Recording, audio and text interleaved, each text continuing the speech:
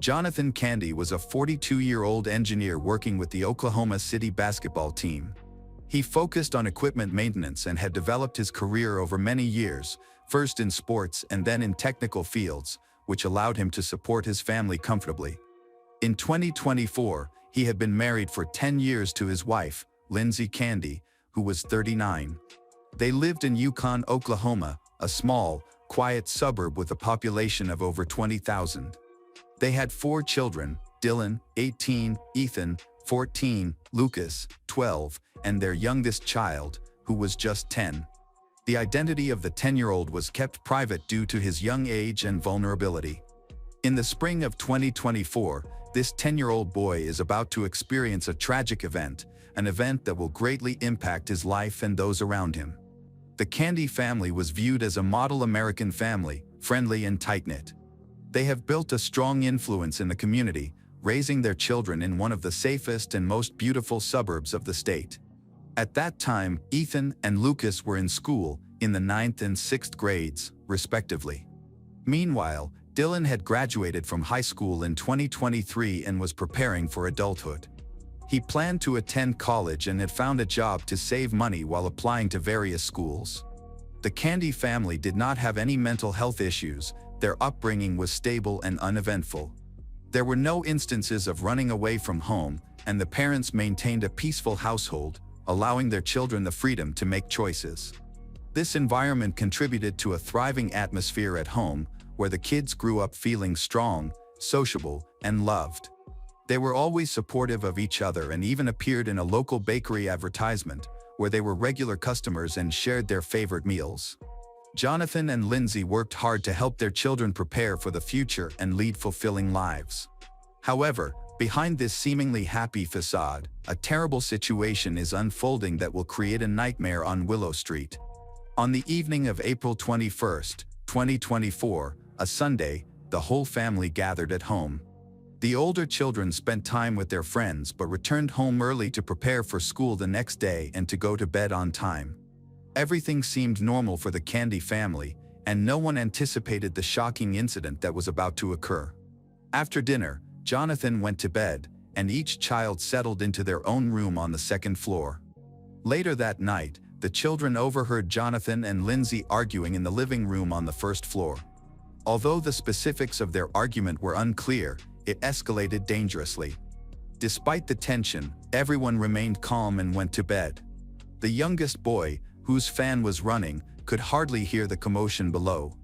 Meanwhile, a tragedy unfolded on the first floor that resulted in the deaths of 5 family members.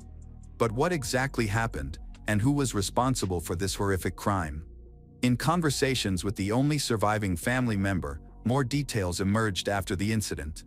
The fire alarm went off, which forensic experts determined was caused by gunpowder fumes from the shooting. The noise startled the youngest child, who didn't understand what was happening or why the alarm was sounding.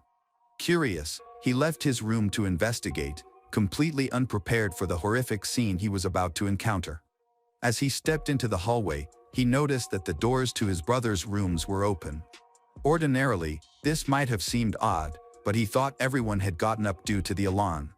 He made his way downstairs to the first floor and noticed a light on. He called out for his parents but received no answer. He then called his brothers, but all he got was the continuous beeping of the warning. Hoping to find answers, the boy went to the living room. The first thing he saw was blood splattered on the walls and furniture. In the center of the room lay his mother and father in large pools of blood. His father was sprawled on top of his mother, having suffered a gunshot wound to the head. The boy was terrified and in shock. He rushed to his father, trying to wake him up, not fully grasping what had happened. He saw the bullet holes and felt his parents grow cold, but he refused to believe they were dead. Despite shaking his father repeatedly, there were no signs of life. His mother did not respond either. In a moment of desperation, he called out for his brothers, still unaware that he was the only survivor. Overwhelmed with grief, he cried and collapsed onto his parents' lifeless bodies. He then walked through his brother's room and saw an identical, horrifying scene. Blood was everywhere, and there were no signs of life. Eventually, he realized he needed to call for help. Summoning his courage, he reached out to a rescue worker and requested assistance. This initiated a horrifying sequence of incidents that would lead to a deeper investigation into this unimaginable tragedy. When law enforcement and paramedics arrived, they quickly realized that nothing could be done. The family had been dead for several hours, as indicated by the rigor mortis and the state of the blood on the floor. The parents and older brothers were declared dead at the scene, and the house was cordoned off for investigation. Forensic experts and detectives, horrified, began to reconstruct the scene of the brutal massacre. The idea of an outsider attacking the family was quickly dismissed, as there were no signs of forced entry or any outsiders present. This raised concerns that the murders had been committed by a family member. At some point, the 10-year-old boy was found to be covered in blood, leading police to consider whether he might have been involved. However, his behavior, condition, age, and the evidence quickly eliminated any doubt. There were no traces of gunpowder on his hands, and no fingerprints on the weapon. Forensic experts thoroughly examined the windows and doors and found no signs of staging. Everything in the house was intact, with no valuables disturbed or missing. They reviewed street surveillance footage and only saw the family members returning from the store that evening. No one else had entered or left the house before the police's arrival. The boy mentioned hearing his parents scream before he fell asleep. Since the weapon was found next to the body of Jonathan, the boy's father, it was clear that the father had committed a crime against his family before harming himself. As investigators analyzed the crime scene, it became evident how ruthless and cold-blooded 42-year-old Jonathan had been. The motive behind his actions remained unclear. The police could not determine the cause of the conflict, as no suicide notes were found in the house. They needed to analyze the mobile phones and computers of all family members, which were seized immediately, hoping to uncover new information. However, a complete analysis would take time. It remains a puzzling question why a loving father, who seems to be a good family man, would kill his wife and children but spare his youngest son. The weapon used in the crime was taken for examination, confirming that all members of Candy's family, including Jonathan, were shot with the same gun. Only Jonathan's fingerprints were found on the handle, ruling out the involvement of anyone else in the attack. Notably, none of the victims, including Lindsay, showed any signs of defensive injuries, suggesting that Jonathan's violent outburst was completely unexpected and uncontrollable, leaving no one time to react or defend themselves. Lindsay, who did not die instantly, bled on the living room floor while Jonathan, upstairs, methodically killed their sleeping children. It is believed that Lindsay heard the commotion but was powerless to intervene. Detectives considered the incident to be highly unusual. Friends and relatives found it hard to believe that a devoted father and loving husband like Jonathan could commit such an atrocity. He had no criminal record, and police had never been called to their home for domestic disturbances. Initially, investigators considered other possibilities, such as robbery or an attack by a stranger, but none of these theories added up. The family was well-liked and had no enemies, and Jonathan seemed incapable of such violence. Investigations cleared Jonathan of any doubts regarding his innocence. Officers interviewed relatives and neighbors to find potential explanations for the tragedy. Those close to the family described them as friendly and problem-free, with Jonathan being a respected community member who avoided criminal behavior. His service record was impeccable, and he was seen as calm and non-confrontational. The suddenness of the incident deeply shocked his relatives, as there had been no warning signs leading up to it. While some considered Jonathan a psychopath, they acknowledged that although disagreements between him and his wife occurred occasionally, they were rare and never involved violence. People struggled to accept his guilt, and as police statements regarding the investigation emerged, confusion set in. The community sought answers to the questions raised by the media, eagerly seeking clarity amidst the turmoil. On the day of the tragedy, Candy's family did not reach out to relatives or friends. They spent time together just once, going to the store for groceries, after which the older children left home to meet their friends. Nevertheless, they all reunited in the evening. The youngest child was unaware of any issues. It felt like a regular day. Jonathan remained calm and did not show any signs of anger. An alarming piece of information came from Michael Buru, a neighbor of the Andy family, who revealed that Jonathan had often helped him with construction and household tasks before the tragedy. They maintained a close relationship and even talked about personal matters. Michael mentioned that Jonathan once confided in him about his struggles, admitting he was dealing with depression and was taking medication prescribed by a doctor. However, Jonathan suggested that he had overcome his illness and that his depression had improved. He claimed to feel fine and had no lingering negativity toward his spouse, attributing his previous unhappiness to his mental state. After that conversation, no one heard him mention a relapse. There were no incidents indicating a return of his depressive symptoms. Investigators reviewed Jonathan's medical records but found nothing new. He had not sought help from psychiatrists or psychologists in recent times. If there had been any changes in Jonathan's condition, they would likely have been noticeable in his behavior. However, the investigation hit a dead end because no one reported anything suspicious. Some family members were aware of Jonathan's past depression, which had been resolved years ago, but they expressed no concern about his current state. Jonathan's mother mentioned that he had quickly overcome his illness and that his depression had not negatively impacted family relationships. Rather, his wife had supported him throughout. People close to Candy's family did not perceive Jonathan's struggles as serious. After overcoming his depression, he seemed to be part of a normal, happy family. The detectives found no additional leads. Was it possible that Jonathan experienced a resurgence of depression? If so, was he keeping it hidden? This was the only potential explanation for what had happened and could provide a motive. However, psychiatrists noted that it would be very difficult to hide such a condition given their active social life. Lindsay and Jonathan regularly spent time with their children, enjoying a vibrant lifestyle filled with barbecues and social gatherings. Their last barbecue event took place on Saturday, April 20th, at Michael's house, where neither Jonathan nor his wife displayed any signs of conflict. What occurred in their home did not align with the existing narrative. More information was needed, but it was lacking.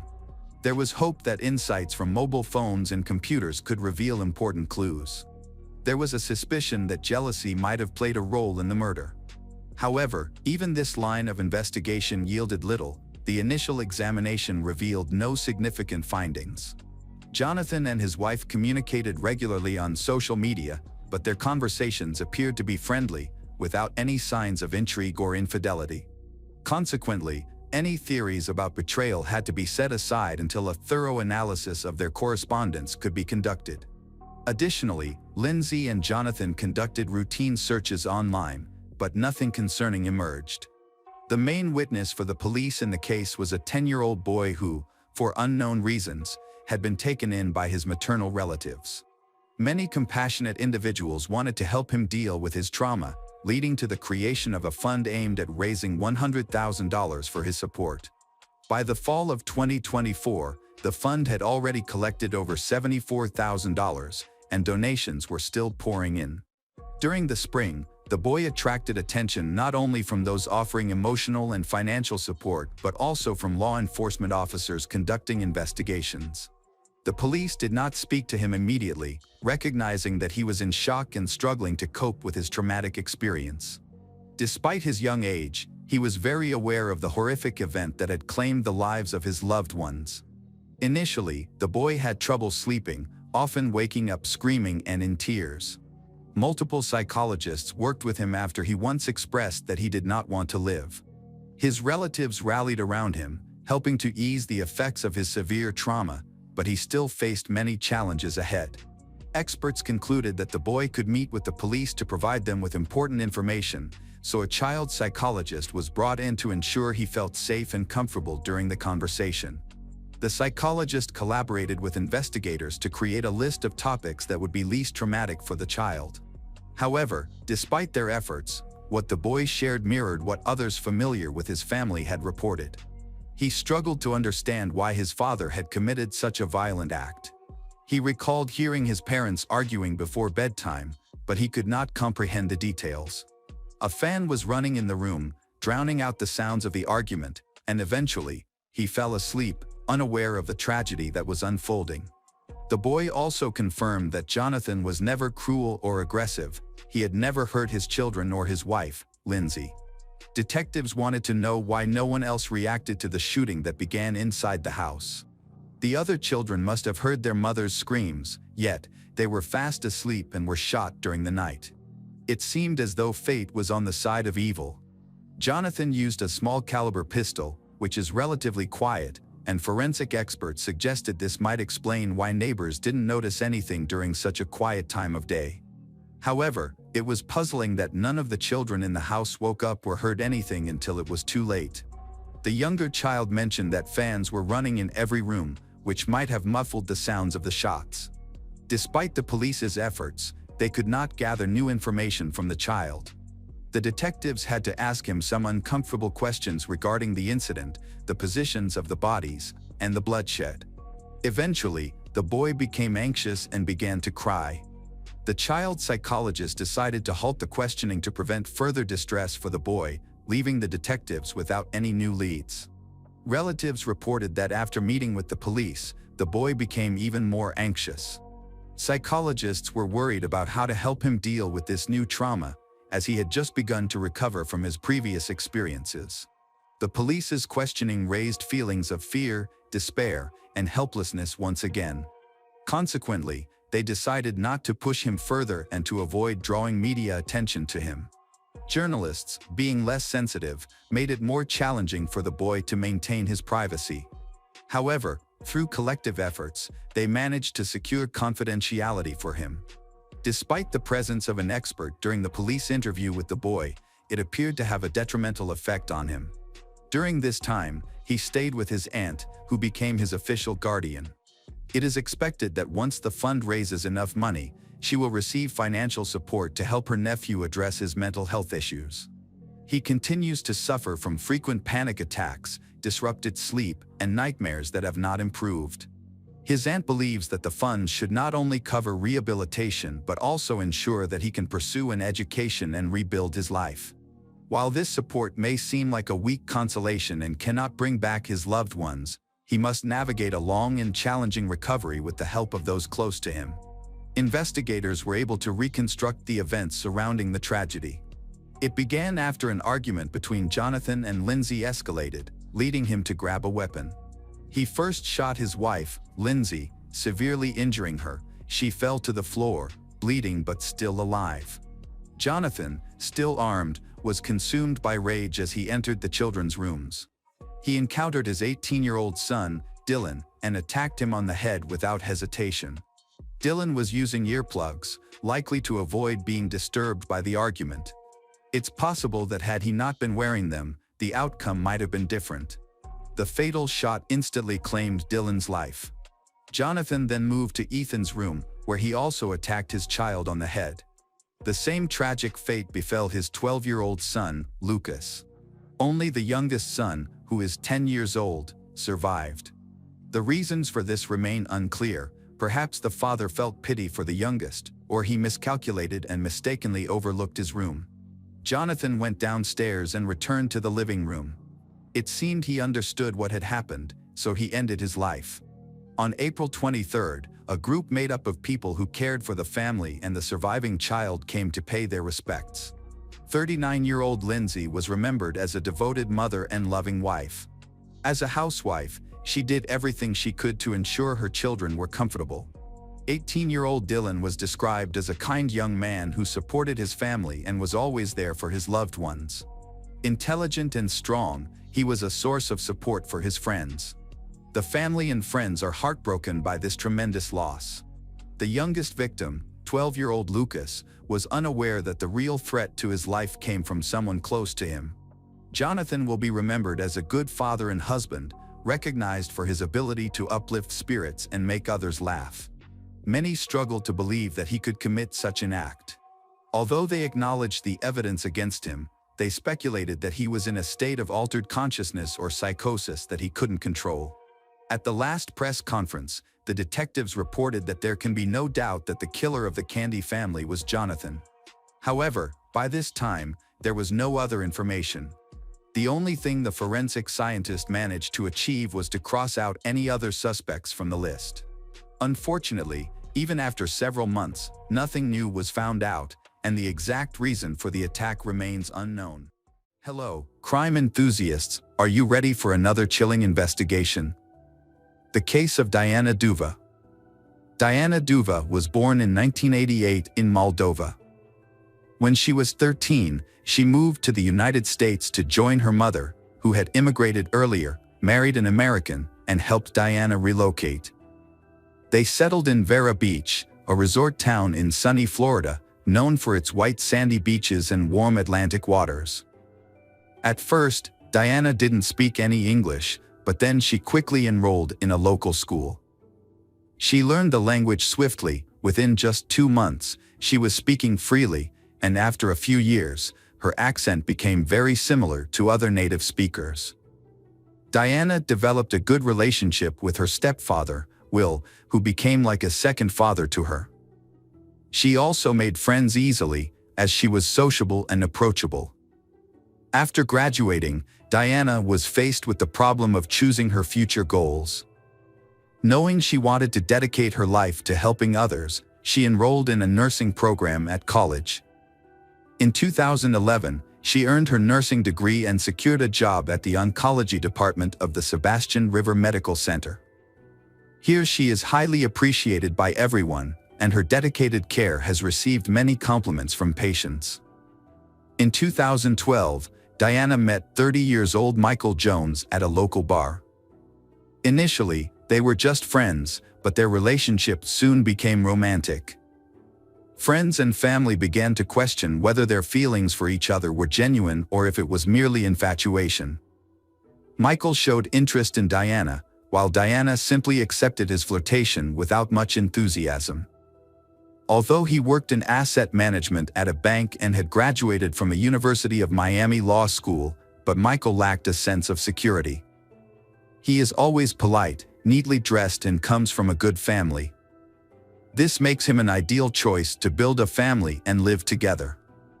Because of this, a couple of months after they met, Diana moved into his apartment at his request. Their relationship started off warm and seemingly happy. They spent almost all their time together. However, this closeness eventually led to issues. Diana's friends noticed that she sometimes appeared restless in their company. It seemed as though she was trying to hide from Michael, avoiding letting him see her with her friends or even her car. Although Diana's friends sensed that something was wrong, but she did not share any details about her relationship, leading them to suspect that Michael may be limiting her communication with friends. Before the tragic incident, Diana had a disagreement with her boyfriend, Michael. On April 30, 2014, a neighbor called 911 after hearing them argue for about an hour. Michael was shouting loudly, but there were no signs of physical violence. Concerned that the situation could escalate, the neighbor requested police intervention. When officers arrived, Michael answered the door and explained that the noise was due to rough sex that Diana wanted to try. Diana, visibly upset in her pajamas, stood quietly with her eyes downcast and tears on her face, which the police noticed. She didn't speak up in front of Michael and insisted to the officers that everything was fine. However, before concluding their conversation, she asked the police to wait, gathered her belongings, said goodbye to Michael, and left with them to the station. Later, Diana confided in a friend that Michael had not only yelled at her that night but had attempted to control her for hours. When his efforts failed, he grabbed her by the throat and began to strangle her. Terrified, she feared for her life. Thankfully, the neighbor called the police when realized the situation was dangerous. At the police station, 26-year-old Diana chose not to report Michael's mistreatment behavior to the police. She felt that her relationship with Michael was over and believed she shouldn't worry about it. Although the police persuade Diana to write a statement in her defense, but she refuses because she doesn't want to ruin Michael's life. Diana decided to move to live with her mother to distance herself from him. However, 32-year-old Michael continued to stalk her, sending texts and insisting on meetings as if nothing was wrong. On Thursday, June 19, 2014, Diana was out with friends but left to meet Michael. Her friends last saw her when she left a bar with him at 1:30 a.m. on June 20th.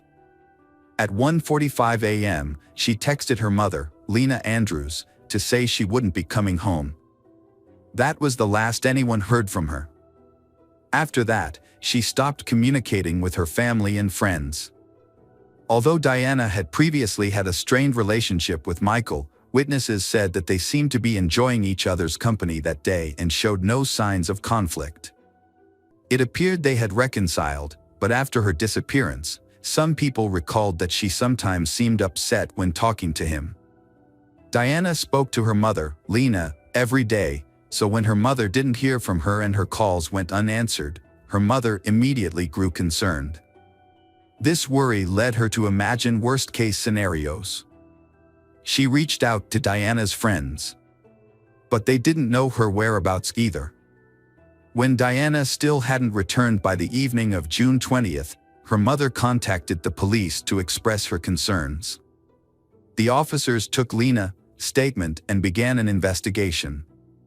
On June 21st, the police attempted to locate Diana by tracking her phone, but it was disconnected and useless.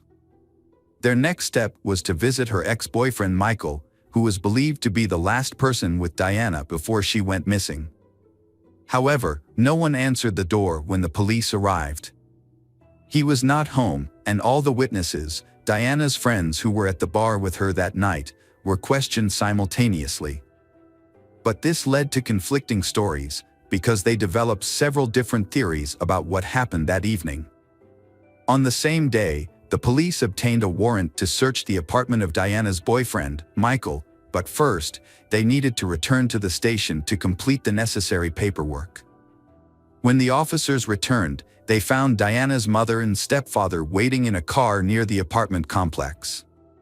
Lena Andrews, Diana's mother, was distraught. She was crying and desperate to get into the apartment to find her daughter. As time passed without any contact from her mother's anxiety grew. Lena was convinced that Michael was involved in Diana's disappearance. The police asked her when she last heard from her daughter. Lena revealed that at around 1:45 a.m., she received a message from Diana, which said she wouldn't be coming home. This message was written in Russian, the language they usually use to communicate, and it was significant because Michael did not speak Russian and could not have sent it. After Diana went missing, her mother, Lena, called Michael. He tried to reassure her that Diana was with him and that she was safe. However, when Lena asked to speak to Diana directly, Michael made excuses, claiming she was asleep and that he was not at home. His words sounded fake, and Lena didn't trust him. She insisted that Diana call her back as soon as Michael returned, as she was very worried. Instead, Michael stopped answering calls altogether. Lena began to suspect that Michael was involved in Diana's disappearance and might have harmed her. Desperate for help, she reached out to the police, who assured her they would do everything they could to find her daughter, Diana. The detectives received photographs taken by a friend Diana's on the night before she went missing. These images showed clear strangulation marks on her neck. These injuries occurred following an argument that a neighbor overheard. The friend had tried repeatedly to convince Diana to report Michael to the police, but she refused, asking her friend to help her collect her belongings as she believed the relationship was over. Afterwards, Diana moved in with her parents but chose not to inform them about the incident. Her mother remained unaware of the attack, thinking they had merely had some disagreements, although she did have her suspicions about Michael. Despite this, Michael did not leave Diana alone and began to harass her. He continued sending messages, as if he didn't understand that their relationship was really over. 48 hours after Diana disappeared, the police obtained a search warrant and entered Michael's apartment, hoping to find her or some evidence about her whereabouts. However, they did not locate any of her belongings or any clues. The next step was to search for Michael Jones. Witnesses reported that he showed up at work just 12 hours after Diana stopped communicating. He also withdrew $2,500 in cash from his bank account, claiming he was unwell and needed to leave. For several days, no one could locate Michael. His whereabouts were unknown. It appeared he had gone into hiding, raising suspicions about his involvement in the disappearance of Diana. Detectives began to delve deeper into Michael's background. They discovered that prior to the move to Vero Beach, he had been convicted of stalking his ex-girlfriend under serious circumstances. Investigators reviewed the details of that case. In 2012, when Michael lived near Fort Lauderdale, his ex-girlfriend reported him to the police. She claimed that after breaking up with him, he threatened to end his life. When this manipulation did not succeed, he physically attacked her. Michael used a gun in an attempt to force her to stay. His earlier girlfriends had managed to escape by calling the police. The ex-girlfriend filed a report against Michael, leading to his arrest. He cooperated with the investigation and confessed to his actions, including making threats of murder. Consequently, he received a suspended sentence of 5 years. Then, Michael was in a new relationship with Diana. He was restricted from leaving the Vero Beach area if no his supervisor's permission. However, he vanished, and the police were unable to locate him. He could have been detained for violating the terms of his suspended sentence. The parents of Diana were shocked to learn of Michael's suspended sentence. They had no idea their daughter was involved with a criminal who had a history of attacking and threatening former girlfriends. Meanwhile, detectives concentrated on Michael, believing he had more information than he shared with Diana's mother during their phone call. The police initiated a thorough analysis and tracking of signals from Michael's communications. They also placed Michael's and Diana's cars on a list of vehicles to be located. After reviewing cellular signals, they pinpointed Michael's phone to an area in Fort Pierce, about a 25-minute drive from Vero Beach. Patrols were dispatched to search for the cars of Michael and Diana, focusing on a gold Honda and a black Nissan. By the evening of the same day, they discovered Michael's car parked at the Hampton Inn Hotel near the communication tower. The police learned that Michael had checked into a room just 24 hours after Diana disappeared.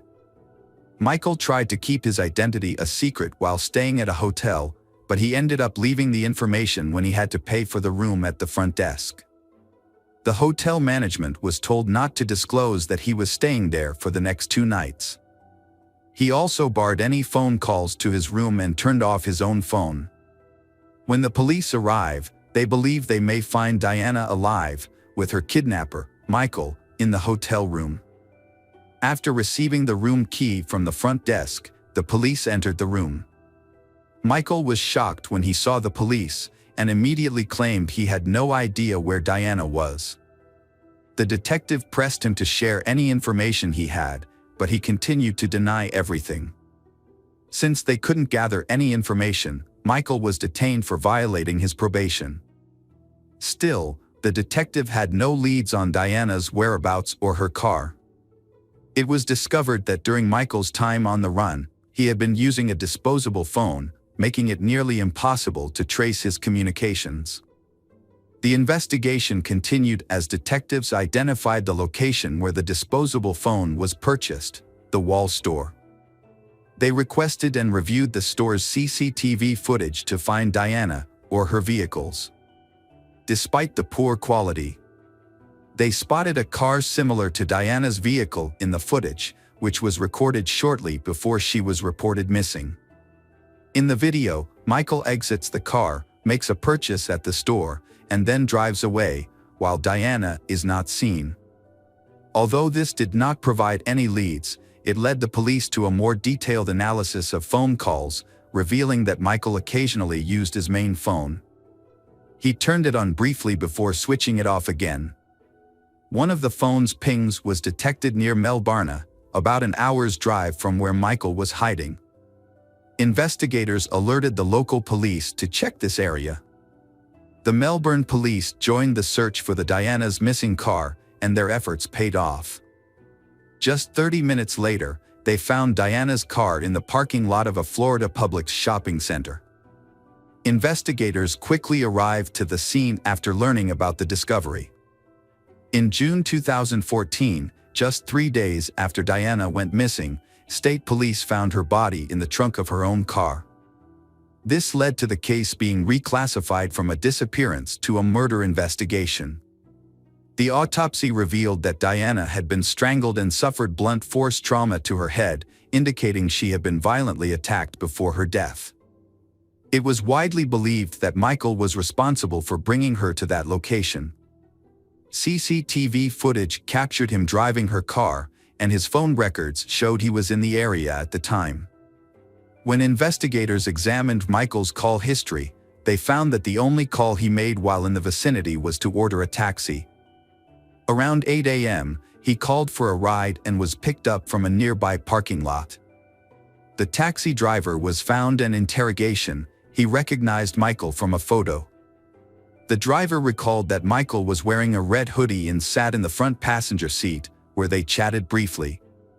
According to the driver, Michael claimed he had come with a friend, but after they had a fight, he left alone. 2 days after Diana's body was discovered, police gathered enough evidence to charge Michael Jones with the first-degree murder of Diana. However, Michael maintained his innocence, necessitating further investigation to establish his guilt. As the police investigated his background, they discovered that he did not fit the usual profile of a criminal. He was educated, intelligent, and held a respected job at a bank, making him a valued member of the community. Many people were skeptical about his capacity for murder. He frequently participated in local charity events and was an advocate for an organization working against domestic violence, where he had a positive reputation. Friends and co-workers praised him, claiming he was one of the most honest and trustworthy individuals they knew. They expressed that they trusted him as much as their own family members. The management at the banks where Michael worked regarded him as one of their best employees and a key team member. They received numerous letters of appreciation acknowledging his contributions. Since he started at the bank, Michael brought in many partners, leading to multimillion-dollar deals. While he enjoyed a good reputation in the bank, it was overshadowed by the fact that he was a convicted criminal serving a suspended sentence. Michael was a master manipulator, able to deceive not only ordinary people but also the bank's management, which had a security service that meticulously monitored employees. They were completely unaware of Michael's criminal past.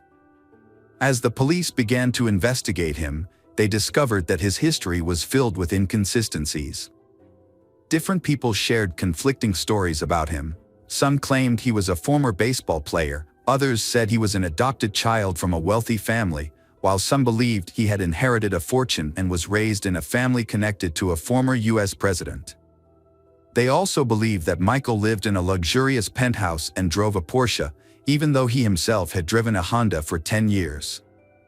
Although the investigation identified Michael's previous girlfriends and detectives spoke to them, police now saw a clear pattern in his behavior. At first, he seemed charming, like a prince on a white horse, winning the girls over with his best qualities. The girls were thrilled to be with someone so promising. However, over time, he revealed a darker side. He became controlling and jealous, dictating how they should interact with others and monitoring their communications. He manipulated multiple girlfriends simultaneously, maintaining these relationships for extended periods. Michael was not only a skilled manipulator but also a cruel individual and a pathological liar. Most of the girls were fortunate. They avoided persecution and found ways to break up with Michael without suffering serious consequences. Michael lied about being poor when he entered college, but in reality, he came from a wealthy family. His lies about his background grew more serious after his parents cut off their financial support. He attempted to manipulate them, but it was unsuccessful. While studying, he falsely claimed he was fighting cancer to gain sympathy from his classmates. But he couldn't provide any medical evidence to support his claims.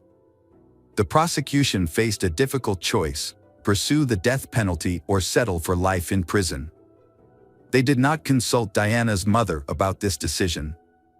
Choosing the death penalty was particularly risky. If even one juror disagreed, it could put the whole case in danger. Additionally, such cases can take years to resolve. However, Diana's mother was adamant that Michael should face the death penalty. Refusing to back down, the prosecutor stated his intention to seek capital punishment. In November 2019, Michael's trial began. The prosecution described his relationship with Diana as toxic, describing it as a cruel attempt at control that lasted around 6 months. The climax of this abuse was an attack on Diana. The prosecution presented clear evidence of Michael's aggressive behavior, including photos taken by a friend, which showed marks on Diana's neck. While the prosecution could not confirm the exact conversation between Diana and Michael at the bar that night, Diana's friend reported that she planned to end her relationship with Michael, but wanted to do so in a friendly manner to preserve their friendship. Afterward, Diana planned a short trip to visit a friend in a nearby city. She mentioned her plans to Michael, which likely angered him. Tragically, this led to her demise. Diana's body exhibited multiple injuries and bruises, indicating she had suffered severe abuse at Michael's hands. The prosecution argued that Michael took Diana to his home and assaulted her violently. He understood that if she managed to escape, she would probably go to the police, leading to a long prison sentence for him. So, he couldn't let her go. Michael killed Diana by strangling her, leaving characteristic handprints on her neck. Afterward, he placed her body in the trunk of his car and drove her out of town. He then took a taxi and hid in a hotel. Fortunately, he left behind clues that led to his capture and the resolution of the case. The forensic expert admitted that they couldn't determine the time of death accurately because the body had decomposed significantly in the heat, complicating the investigation. However, upon closer inspection of his apartment, small but distinct traces of blood were found in the garage. These traces were located where the sliding door meets the ground, suggesting that he loaded her body into the car at his home. The defense argued that the prosecution failed to clearly establish what happened in Michael's house, claiming that it was unreasonable to consider the murder premeditated and that the incident should be classified as an accident.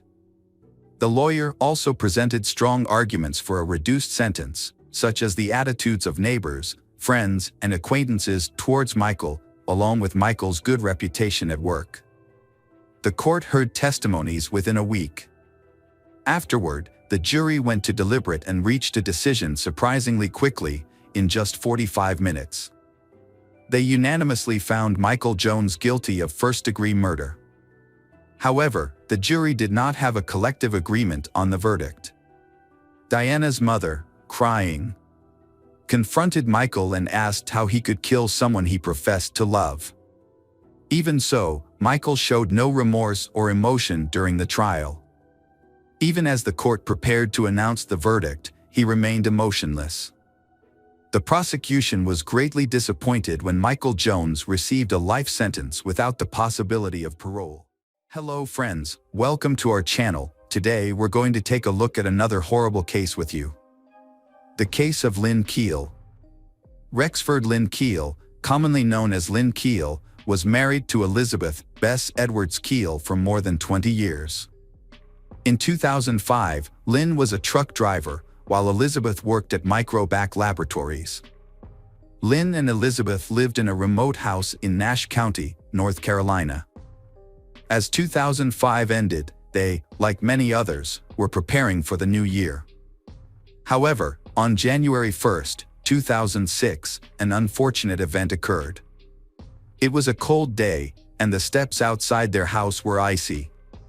When Elizabeth stepped outside, she slipped and fell, striking her head on the concrete steps.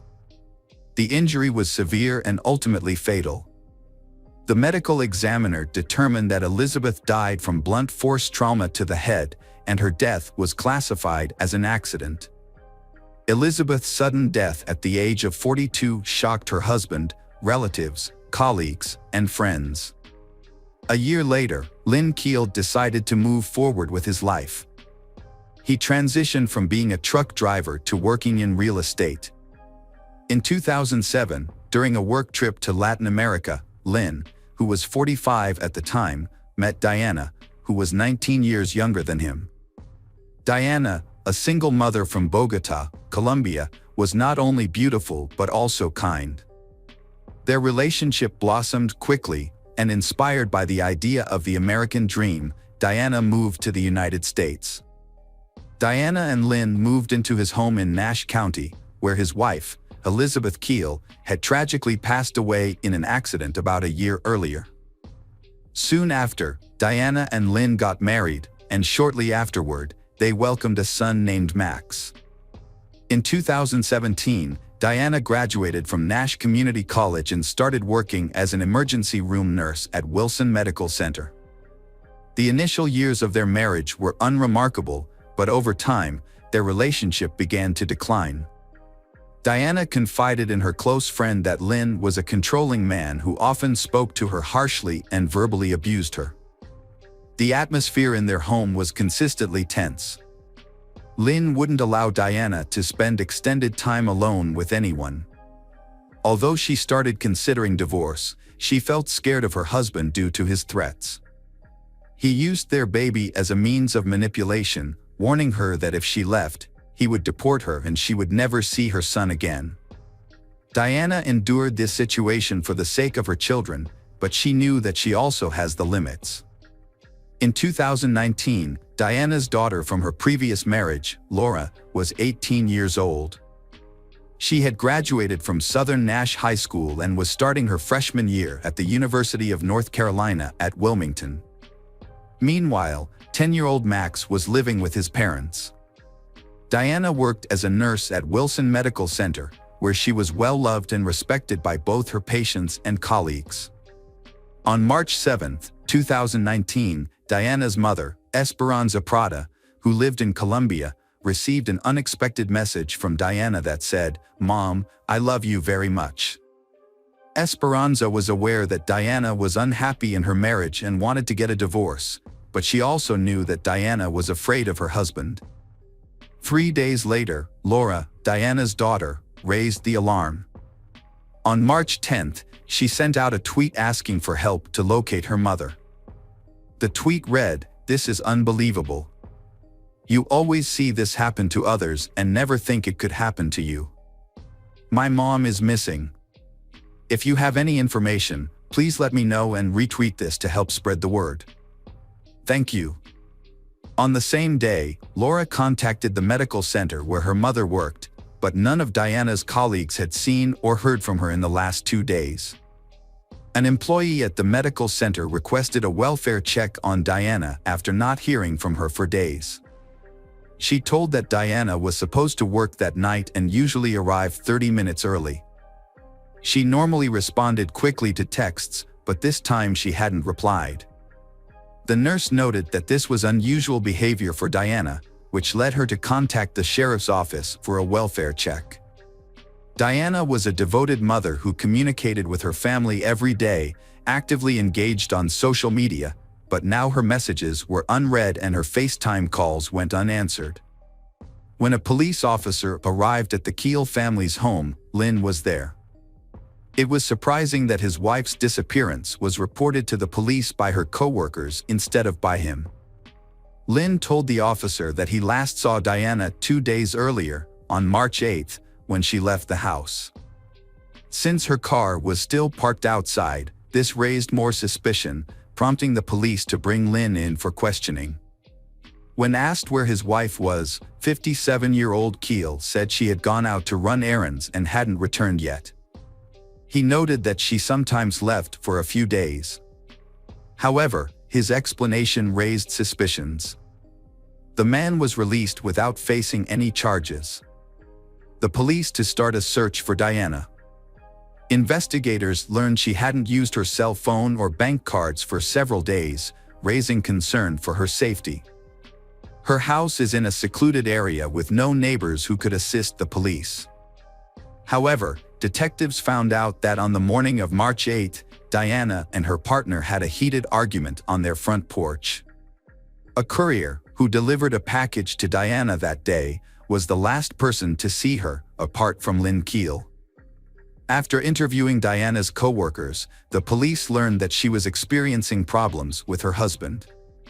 They believed she would never abandon her son or run away. Her main concern about getting a divorce was the fear of losing custody of her 10-year-old son.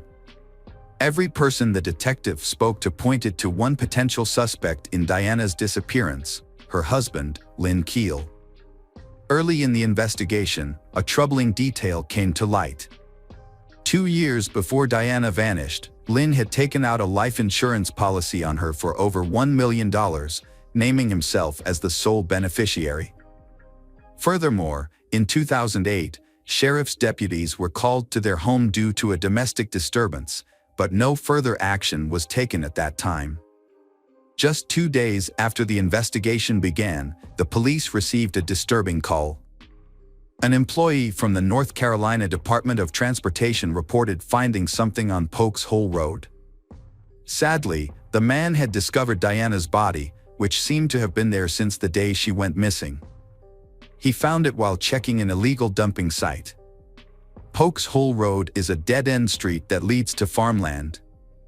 While it was a relief that the body was found, the word relief feels inadequate given the tragic circumstances. It's unclear how long it might have taken for the police to locate Diana's body, which was 30 miles away from her home. Nash County Sheriff Keith Stone shared his sadness about the situation, stating, "Everyone who knew her spoke very well of her. This is a tragic event. What makes it even more heartbreaking is that we now have a 10-year-old child who has lost her mother." He added, "This situation is very difficult. Life is delicate, and seeing a child left without her mother is extremely hard. We have many questions that still need answers, which is why the Nash County Sheriff's Office is approaching this case with compassion, integrity, and commitment. The circumstances surrounding her death are still unclear, but it was evident that foul play was involved." The police identified one primary suspect, Lynn Keel. Upon learning that his wife had been found dead, he expressed surprise. He was taken to the police station for questioning, where he spoke to investigators. Lynn maintained that Diana frequently left for several days but always came back. However, this contradicted statements from Diana's colleagues, family, and friends, who revealed that Lynn tightly controlled her life and even prevented her from seeing her friends. After the interrogation, Lynn was released because the autopsy results were not yet available. Diana's cousin, who lives in Colombia, shared with reporters that Diana moved to North Carolina to pursue the American dream, but instead, it turned into a nightmare. After the medical examiner's report was released, disturbing details about Diana's death emerged. She suffered severe skull fractures and had multiple sharp injuries on the left side of her face and neck. Some of these injuries occurred after her death, suggesting that the attacker may have had a personal vendetta against her. When the police arrived to arrest Lynn and search his home, he had already fled. He was placed on a nationwide wanted list, with reports indicating he might be driving a gold pickup truck and could be dangerous. After being questioned at the police station, Lynn drove his 10-year-old son to his parents' house, took his father's car, and escaped. During a search warrant executed at the home he shared with Diana, authorities confiscated various firearms, including rifles, pistols, and revolvers, as well as swords, a machete, and several knives. Authorities discovered 2 pages from the diary of Diana's 18-year-old daughter in a Dodge Ram owned by Lynn. When the sheriff was asked about the contents of those pages, he said he was not comfortable sharing that information. The search for Lynn was ongoing, and it was revealed that he had left the state, but his exact location was still unknown. Sheriff Stone mentioned that they had received tips regarding Lynn's truck from people in Texas and Florida, but no new information about his capture was confirmed. He urged the public to check local motels and hotels for a pickup truck matching the license plate number provided in a public notice. On March 17, 2019, just 5 days after Diana's body was found, Arizona State Police arrested Lynn, 34 miles from the U.S.-Mexico border. He had a large amount of cash and many canned goods, suggesting he intended to cross into Mexico. Following his arrest, he was airlifted to Nash County and faced charges related to his wife Diana's death. Forensic investigators discovered significant evidence that Diana's attack occurred in the bedroom. The prosecutor stated that after taking Diana to a secluded spot, Lynn went to a nearby Walmart and purchased cleaning supplies in an attempt to erase any traces of the crime. In October 2021, Rexford Lynn Keel, 59, pleaded no contest to charges against him in order to avoid a lengthy trial. A no contest plea is similar to a guilty plea, meaning that the defendant accepts responsibility for the charges. Lynn admitted to second-degree murder and first-degree kidnapping. His defense attorneys requested the judge to consider his kidney failure as mitigating factors during sentencing. Diana's mother addressed the court, emphasizing the loss of her daughter and urging women in abusive relationships to seek safety. She appealed to the judge for a strict sentence. Diana's cousin issued a statement from the family expressing gratitude to law enforcement for capturing Lynn, the suspect in Diana's murder. They conveyed their appreciation for the compassion shown by the Nash County Sheriff's Office and the support they had received.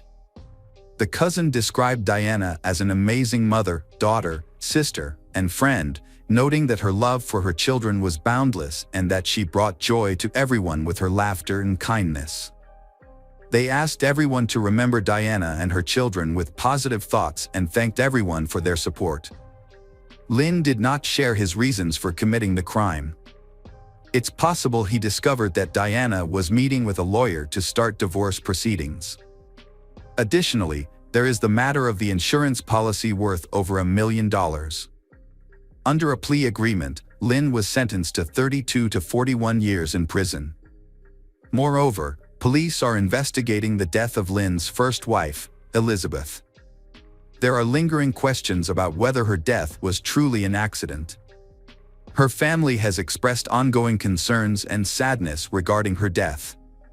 In their statement, they noted their sorrow that another life has been lost and that they have always questioned the circumstances surrounding Elizabeth's passing. Stone, a law enforcement official, stated, "We are going to pursue all leads concerning this matter, and we will review the initial incident reports." He added that discussions with the district attorney's office are necessary. Elizabeth is buried in a family plot in Spring Hope. Stone is collaborating with a pathologist and reviewing the evidence, indicating that exhuming Elizabeth's body is a strong possibility.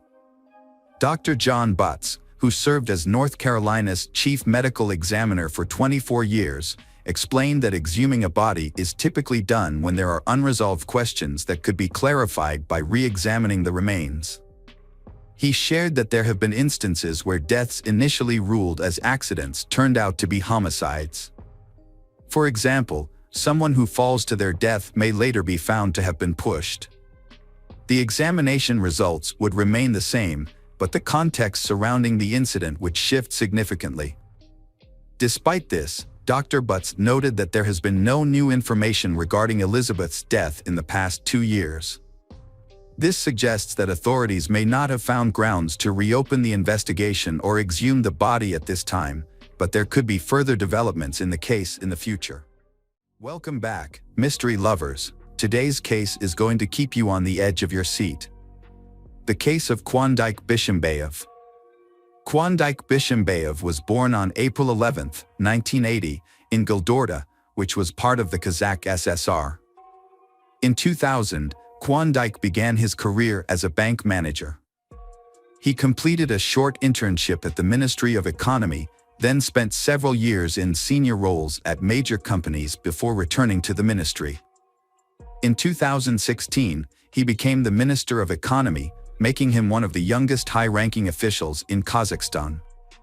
However, just 8 months later, he was dismissed due to a major scandal and was imprisoned for accepting large bribes. He received a 10-year sentence but was released on parole after 1 year. He later apologized to Nursultan Nazarbayev, the then president, who granted him a pardon. Quandik's personal life includes 2 official marriages before he met the future victim. His first marriage was to Agarim Rova in 1999, while he was still a student. They had a son, Alisander Valakin, in 2000, but their marriage ended in 2004. In 2006, while working as an advisor to the Minister of Economy and Budget Planning in Kazakhstan, he married Nazim Karmanbabagaleva. They were married for 14 years and had 3 children together. However, in 2020, Nazim initiated their divorce. Sultanat Nuknova was born on May 15, 1992, in Pavlodar, a city in northern Kazakhstan. As a schoolgirl, Sultanat developed a strong interest in astrology. She thoroughly studied related literature and created horoscopes and natal charts for her friends and classmates. To her surprise, many of her predictions turned out to be quite accurate. Eventually, she decided to turn her hobby into a profession, and success followed quickly. Sultanat promoted her astrological services on social media, offering personal and online consultations. She provided both short-term and long-term forecasts, assisted people in achieving their goals, choosing careers, and finding spiritual growth. Additionally, she offered advice on love, assessed compatibility, and helped individuals navigate their relationships. Sultanat only worked with women and girls. She quickly became financially independent by earning good money from her passion, something she knew well and enjoyed. Her social media following grew significantly, and many people sought her services, leading to consultations being booked months ahead. She was finally living the life she had always dreamed of. In the spring of 2022, Quandik Bishimbayev, who was a dedicated fan, came across Sultanat's page on a popular social media platform. He was captivated by the young beauty and decided to reach out to her by signing up for an astrological consultation. However, she turned him down, explaining that she only offered services to women. This rejection only increased Quandik's interest in her. He persistently sought her attention by showering her with compliments and trying to win her over, insisting that she was the only one who could help him and that he exclusively trusted her expertise. Although Sultanat appreciated his flattery, she was determined to avoid meeting him, finding his behavior distasteful. He repeatedly offered her an online consultation, but she was firm in his refusal. For months, Quandik persistently tried to ask Sultanat out on a date. During this time, he learned almost everything about her: where she lived, who she interacted with, where she went, and what her interests were. Despite this, Sultanat continued to reject his advances but told her friends that she had an ardent admirer. Eventually, Sultanat agreed to meet him. Quandik made every effort to impress her. He was polite and courteous. However, that first meeting was only the beginning. In a candid discussion with her brother, Sultanat expressed that the man was not her type and that a relationship between them was unlikely. Initially, neither Sultanat nor her family was worried about the Quandik's behavior. She believed she could keep him at a distance, and her family and friends trusted that she could make her own choices. However, a month later, the situation began to shift. He found a way to get closer to Sultanat by reaching out to the eldest member of her family. He expressed a desire to speak with her grandmother and seek her blessing. This gesture affected Sultanat, but she still declined to pursue a relationship with him. Unexpectedly, in the fall of 2022, Sultanat visited her parents in Pavlodar and shared that she didn't expect any significant changes in her personal life. She confessed to her brother that she was troubled by the 12-year age gap with Quandik and felt no romantic attraction towards him. Additionally, her astrological calculations indicated they weren't compatible. However, less than a month after that visit, her brother stumbled upon a post on social media where Sultanat announced that Quandik had officially proposed to her and she had happily accepted. This news shocked the entire family, as it was completely unexpected. Even her friends were taken aback, as she had recently told them that Klondike was not the right match for her and she believed nothing serious would come of it. In December 2022, just a few months after they met, they held an extravagant wedding, featuring an expensive banquet at one of the most popular venues in Astana. It's important to note that their marriage was not officially registered. They only participated in a special marriage ceremony at a mosque and did not register their union with the authorities, so they were considered civil partners. During this time, Sultanat's feelings towards her partner changed significantly. She frequently shared with her friends how intelligent, educated, well-read, and articulate he was, and how he could easily engage in conversations on any topic. She also firmly denied any wrongdoing on his part in a high-profile corruption case that led to his brief imprisonment, insisting that he had been framed and was serving time for someone else's crime. On the surface, the couple seemed happy. Klondike showered his wife with gifts, and she affectionately referred to him as her golden husband, expressing that she had no regrets about marrying him. Their friends admired them and actually celebrated her marriage. However, this happiness was short-lived. The first warning sign appeared after their wedding when the couple moved into the home of the husband's parents. The parents lived on the first floor, while the newlywed stayed on the second floor. Almira, the mother, tried to shower Sultanat with love and support, often giving her gifts and helping her from household chores. However, she was unable to protect Sultanat from her husband's behavior. Sultanat occasionally visited her parents with her husband, but she chose not to invite them to her home because it upset Klondike and led to arguments. Initially, her family was unaware of this, but less than a month after her wedding, her brother, Ibek, visited her on New Year's Eve and witnessed an uncomfortable situation. A large festive table was set up, but the celebration was meant to be a small family gathering. When her brother and his wife arrived with gifts for everyone, Sultanat felt embarrassed because she had no gift to offer in return. To resolve the awkwardness, she decided to give the woman a bottle of expensive perfume that her husband had bought for her the day before, which she hadn't opened yet. However, her actions not only upset her husband, they made him extremely angry. He yelled that she had no right to give away what he had given her and started insulting her. The guests, sensing the escalating tension, quickly decided to leave the house. The parents, attempting to defend their daughter-in-law, were abruptly silenced. To make matters worse, in his fury, Klondike overturned the table filled with food and drinks, ruining the New Year's Eve celebration. Ibek was taken aback by what he witnessed and was unsure how to respond. The following day, during a phone call, Sultanat revealed that her husband's behavior had drastically changed since their wedding. She didn't understand why and was hopeful that the situation would improve over time. Ibek advised her to come home and end the relationship, but Sultanat firmly rejected his advice. 2 months after the incident, Sultanat unexpectedly sent her brother some selfies. In these pictures, her face was covered with severe bruises, and she asked him not to ask her any questions. Concerned, her brother attempted to reach her by phone, but she didn't answer.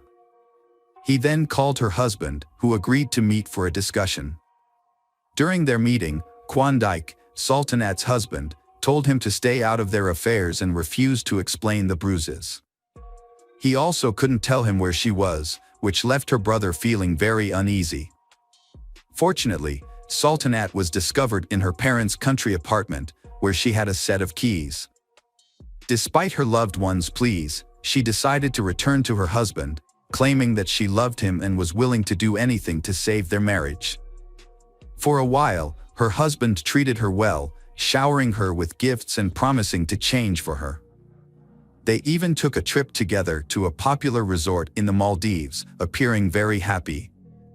However, later, the vacation photos revealing visible bruises on Sultanat's body and fingerprints on her wrists, suggesting she had been roughly grabbed.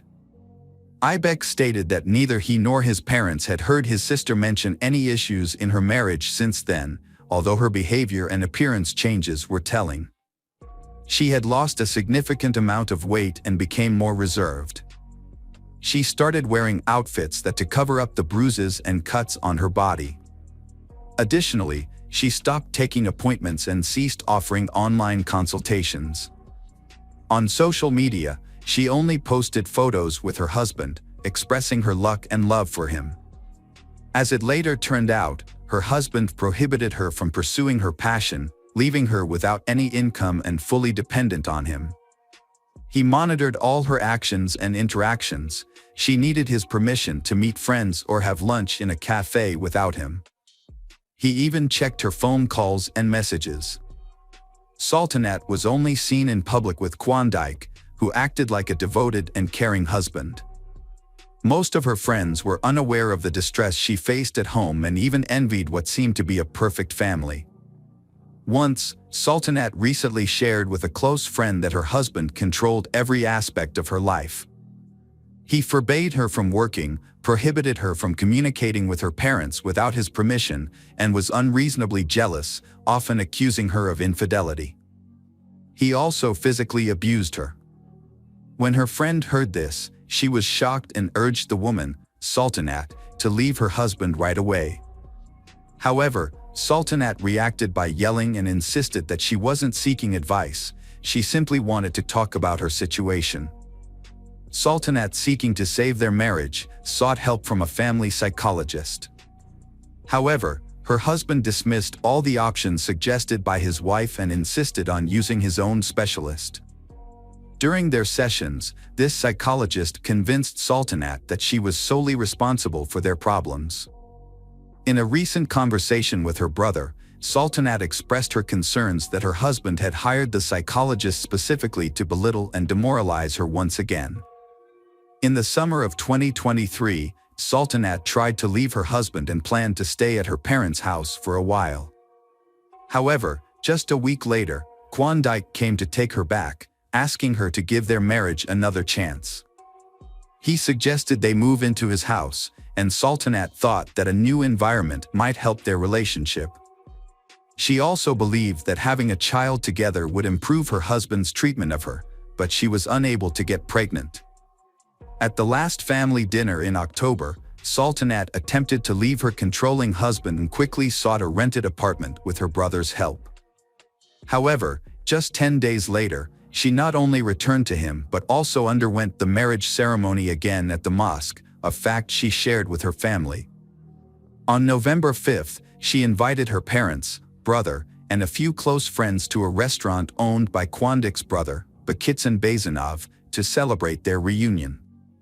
During the ceremony, her husband acted very gallantly and courteously, showing his affection for her and vowing to protect her, while always keeping an affectionate eye on her. That evening, everyone was convinced of his genuine feelings and words, but tragedy was just days away.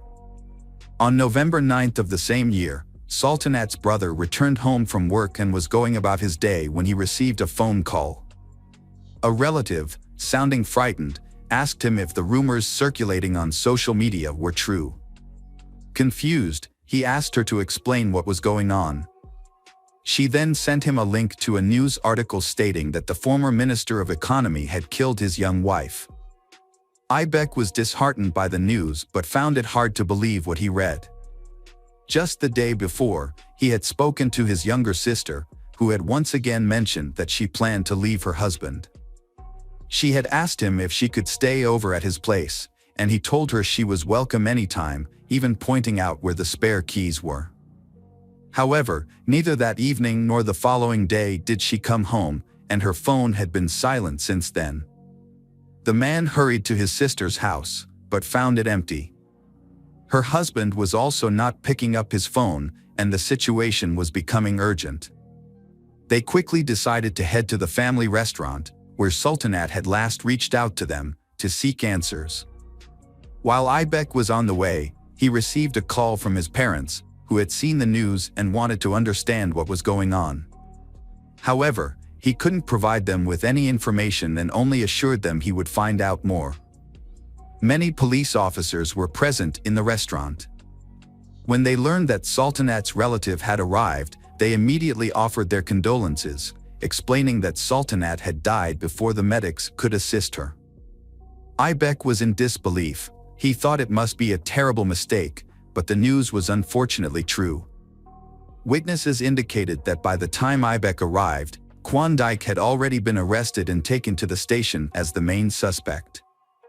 Kwandike firmly denied any wrongdoing, describing the incident as a tragic accident and insisting that he had been trying to help his wife. Additionally, his brother and who was the restaurant owner, Bakitsan Bazanov, were also taken into custody on suspicion of involvement. In the beginning, the suspect's lawyer claimed that his client was completely innocent and pointed out the lack of evidence against him. However, it was later revealed that the ex-minister and his brother had destroyed crucial evidence by deleting video recordings from cameras inside and outside the restaurant. Fortunately, experts were able to recover the footage, which shocked everyone who saw it. The investigation into this complex case lasted nearly 4 months, during which Kwandike continued to assert his innocence. He acted as though he believed he could escape punishment, even as he faced serious charges of murder with extreme cruelty. Forensic experts who examined the deceased noted that they had never seen such extensive and severe injuries before. Some of these injuries occurred 6 to 8 hours before her death, suggesting she was beaten for a long time, leaving no uninjured areas on her face and body. Kwandike's lawyers attempted to downplay his responsibility.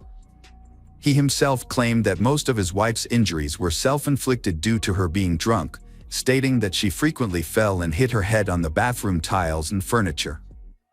According to Kwandike testimony, on the evening of November 8, 2023, the couple attended a concert by singer Dima Bilan with friends.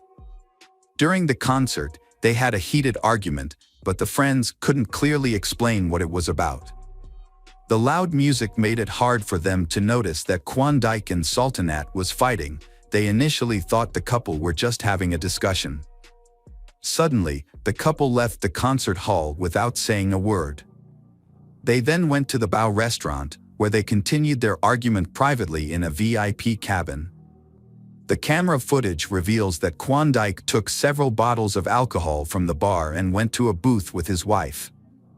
While they shared a bottle of wine and talked about their relationship, she expressed her dissatisfaction and announced her intention to leave him.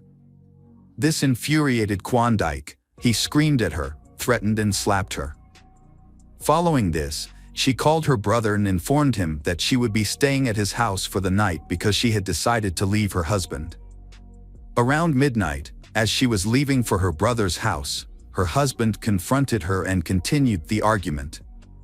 The surveillance footage reveals that the couple argued for about 15 minutes. Eventually, the man persuaded his spouse to re-enter the building for a short time. Inside, they continued to fight in the vestibule before isolating themselves in a stall, where there were no cameras, leaving us to speculate about what happened there. Footage from the hallway camera captures Sultanat attempting to escape from her husband.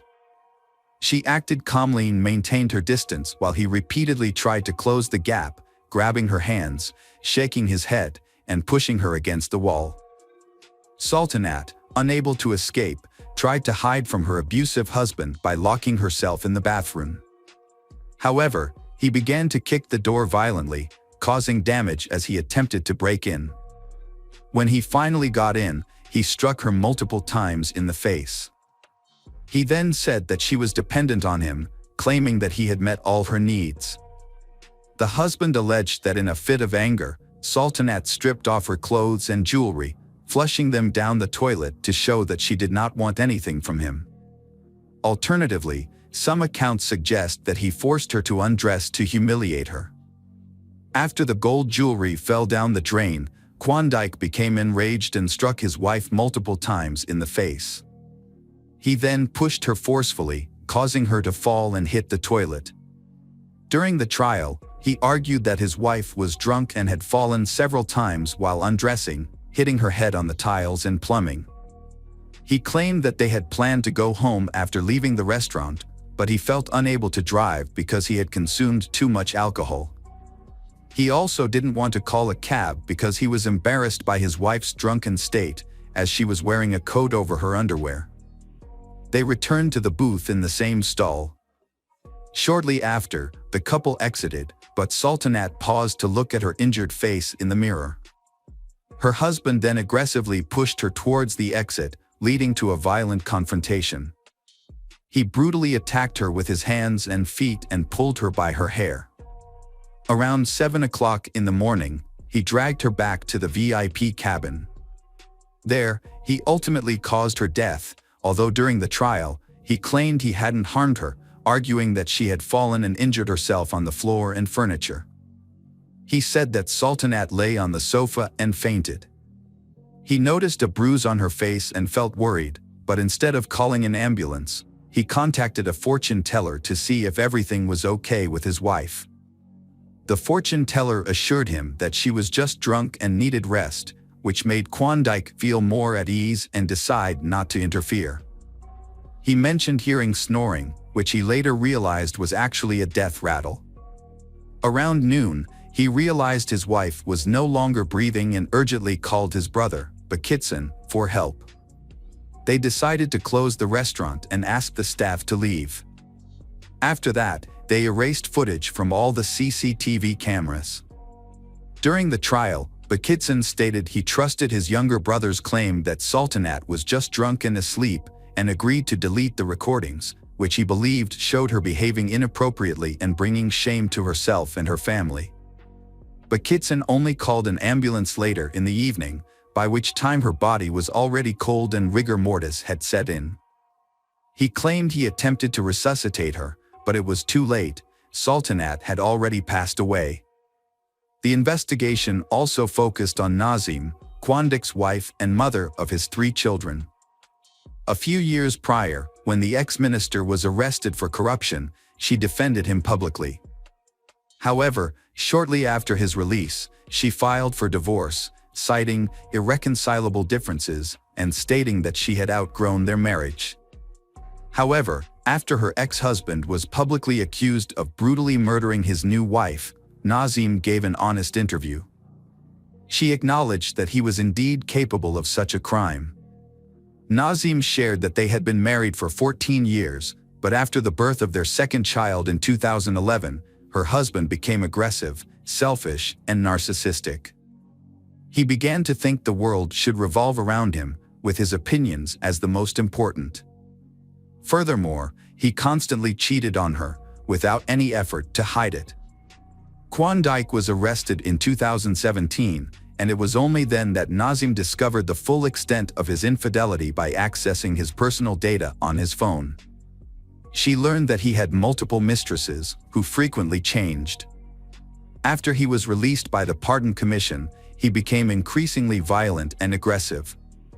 A month later, a minor disagreement escalated between the couple, and in a fit of rage, he smashed the toilet lid and threw it at Nazim.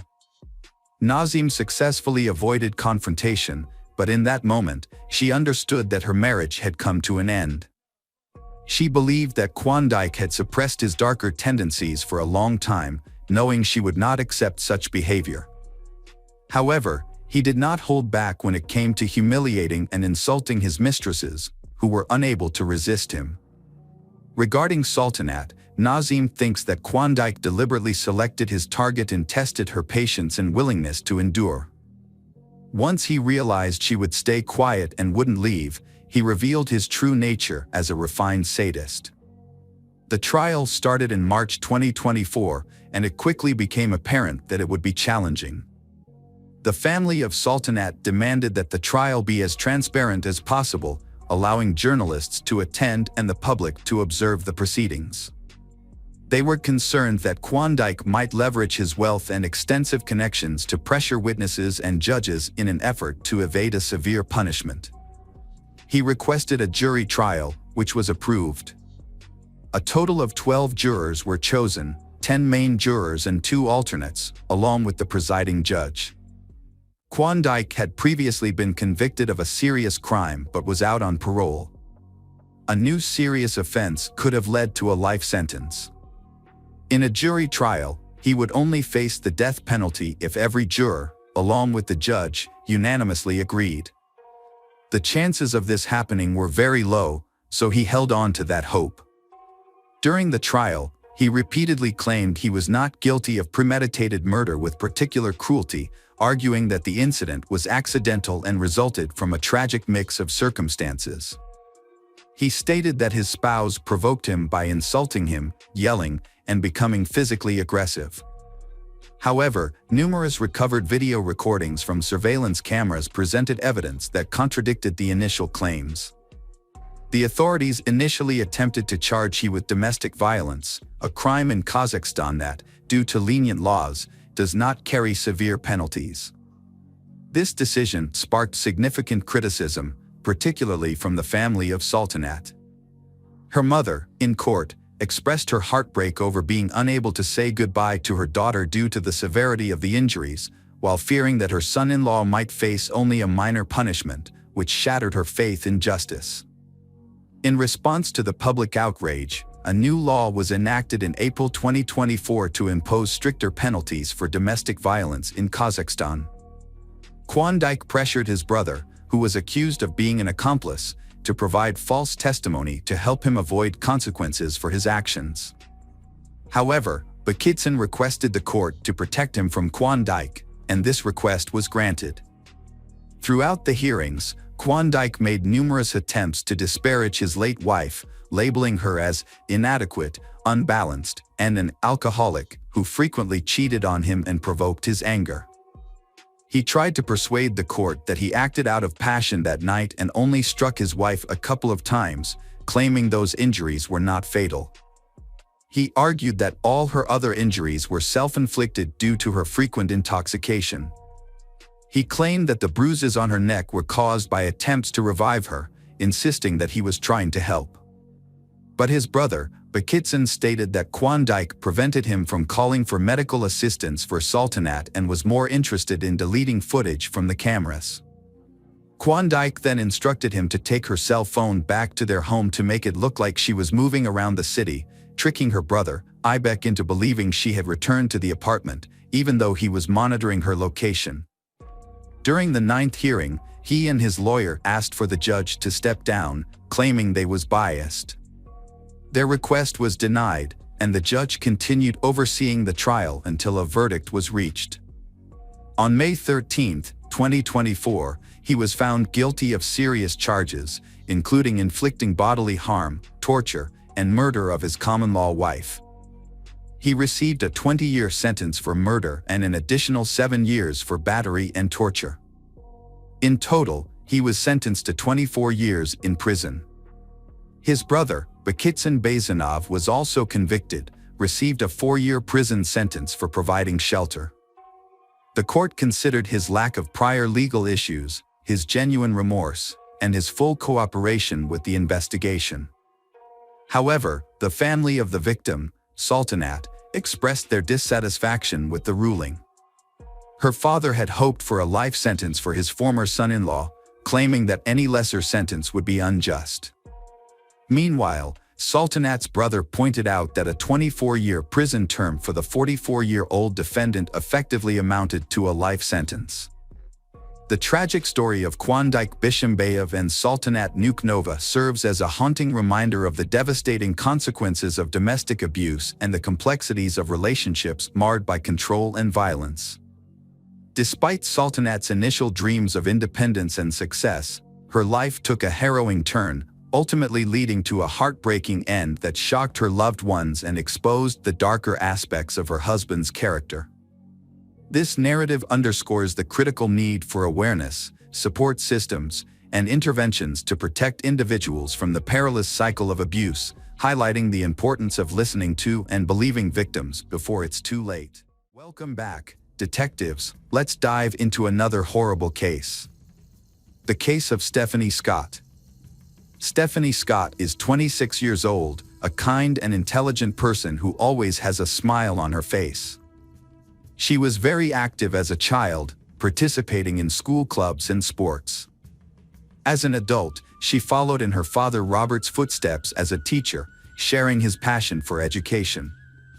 She teaches English and drama at Leon High School and takes great pride in her work.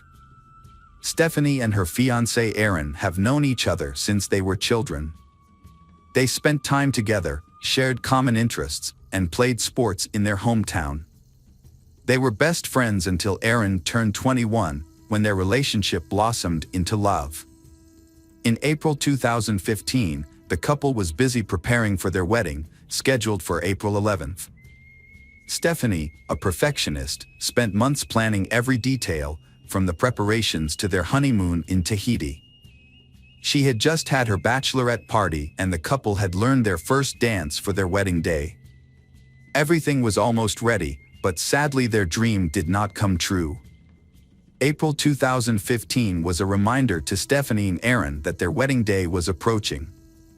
While Aaron had plans to attend a party in the suburbs, he invited Stephanie to come along, but she decided to stay and focus on finishing up work before their honeymoon. On Easter Sunday, April 5, 2015, Stephanie arrived at her school in Lyon, New South Wales, at around 11 a.m. to hand over some work to her teacher. She parked her car on the street and walked to meet a colleague, with whom she unlocked the school gate. Stephanie then locked the gate and, key in hand, headed to the English teacher's office.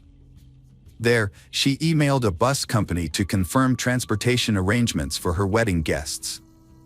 Stephanie spent a few hours working, feeling happy that she had completed all her tasks. When she was done, she left the administration building, heading toward the gate to leave. Aaron, knowing that Stephanie had left and would be away for a few hours, became anxious as the evening approached. He had texted her the day before and received a prompt response. However, on April 5th, he received no response from Stephanie. Returning home after 7 p.m., Aaron found that Stephanie had not returned, and her car was not on the street. He tried to control his anxiety, reassuring himself that the stress of the upcoming wedding and being away from school for such a long time might be affecting Stephanie, making her want some alone time.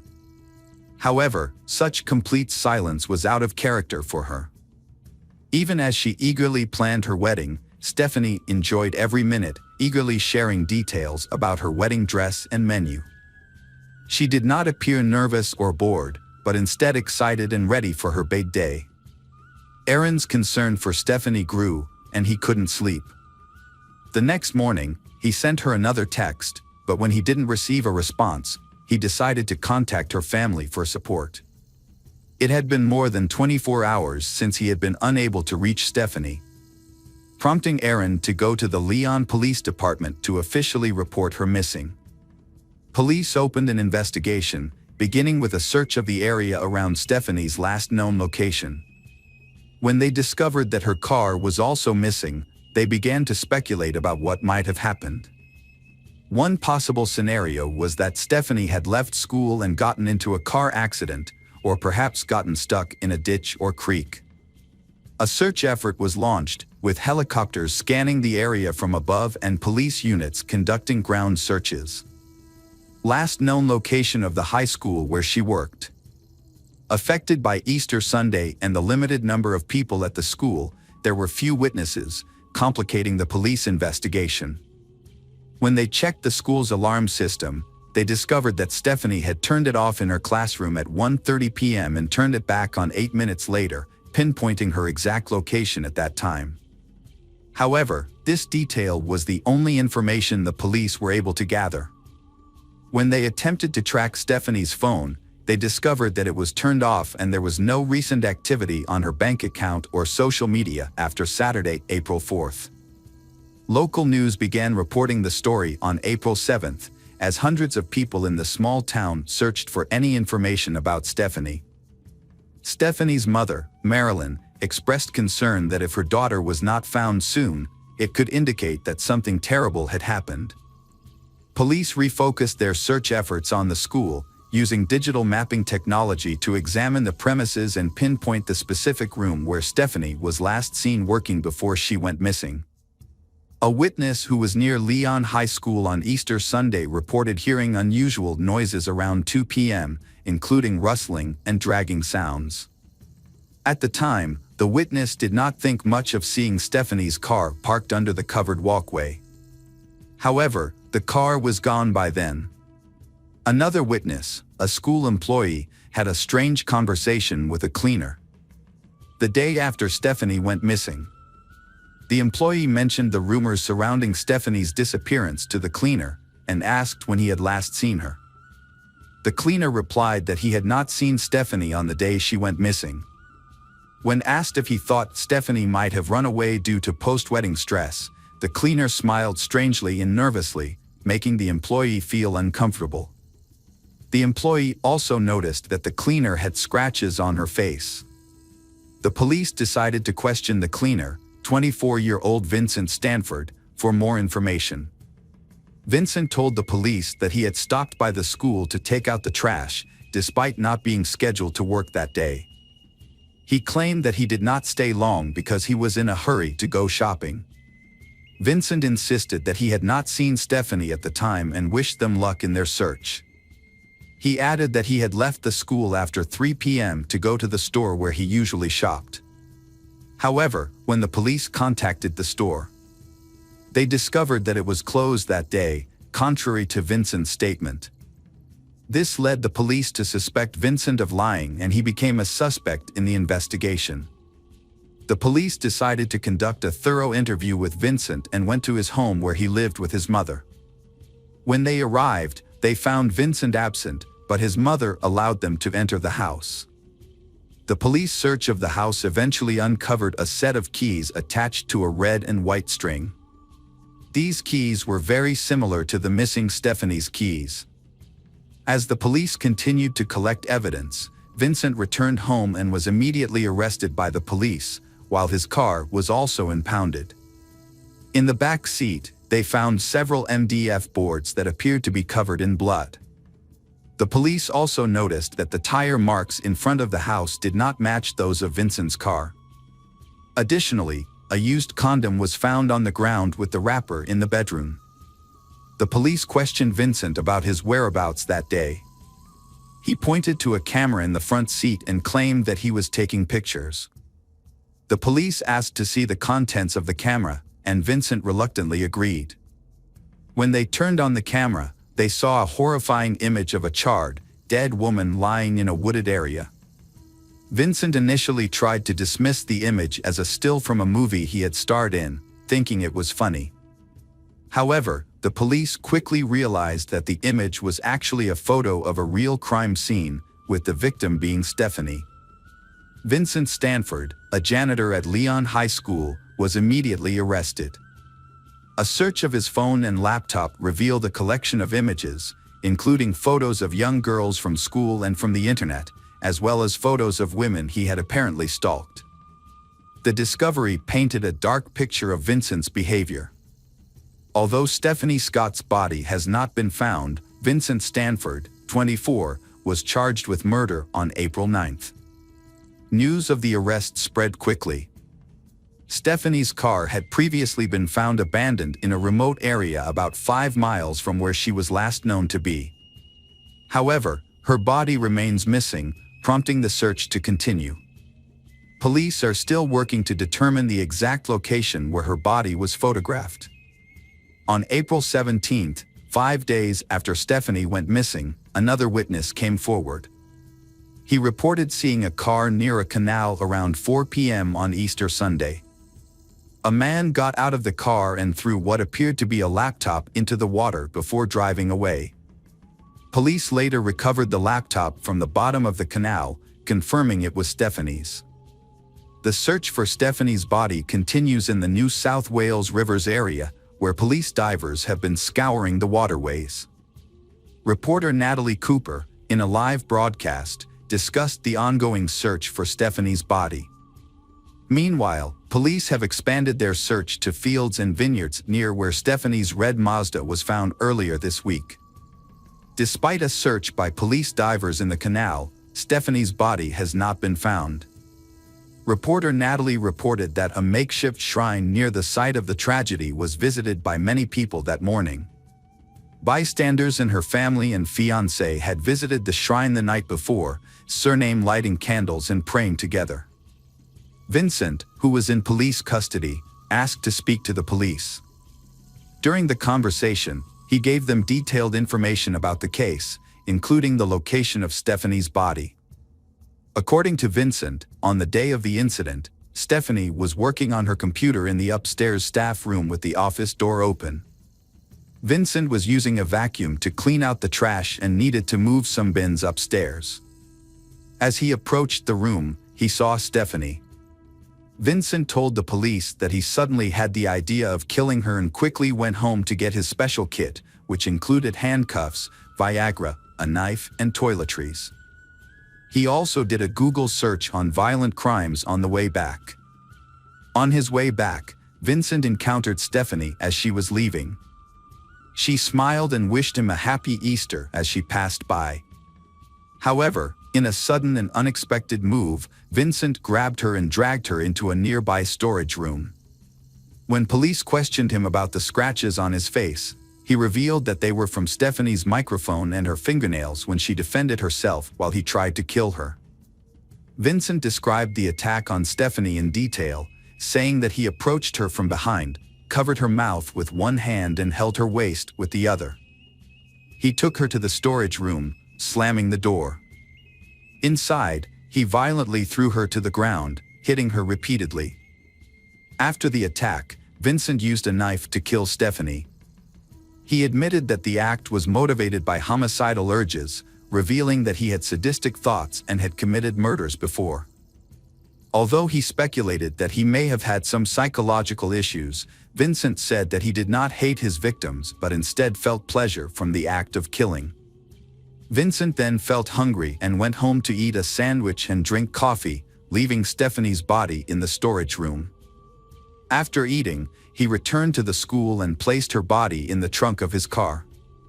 He then drove home. On Easter Monday, Vincent took Stephanie's car and drove to a national park. There, he removed her body from the trunk and removed her clothes. He observed that her face had multiple injuries, including severe bruising and swelling on the right side of her face, as well as bruising under her eye. Vincent then covered the body with branches and poured gasoline over her. He lit the gasoline with a match. Before leaving, he stayed at the scene for a while and took several photographs. After setting up the camera to take pictures of Stephanie's body, Vincent waited 5 minutes to ensure the fire had burned out before leaving the scene. He abandoned Stephanie's car on a deserted country road and walked back to town. During questioning, Vincent denied abusing Stephanie despite police evidence suggesting he had abused her, leading to additional charges of causing grievous bodily harm and injury. When questioned about her earrings and wedding ring, he claimed he did not remember taking them off and may have thrown them away with the other items. In fact, Vincent took Stephanie's wedding ring and graduation ring, along with her earrings, and sent them to his twin brother, Marcus, in Adelaide. Marcus sold the items at a jewelry store and later destroyed Stephanie's driver's license after taking a photo of it.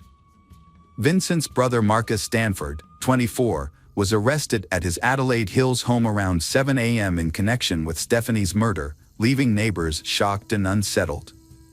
Marcus, who appeared inconspicuous, worked on a flower farm, where colleagues described him as quiet and reserved, barely communicating with them outside of work hours.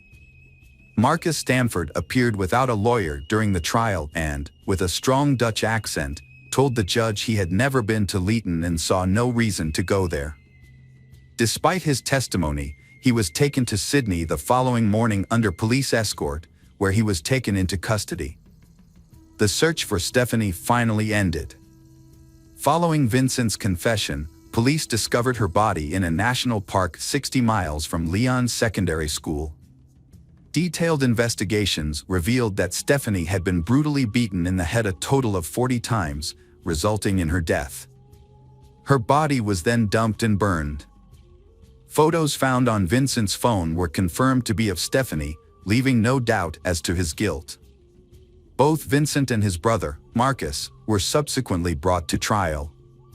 Vincent initially denied any wrongdoing.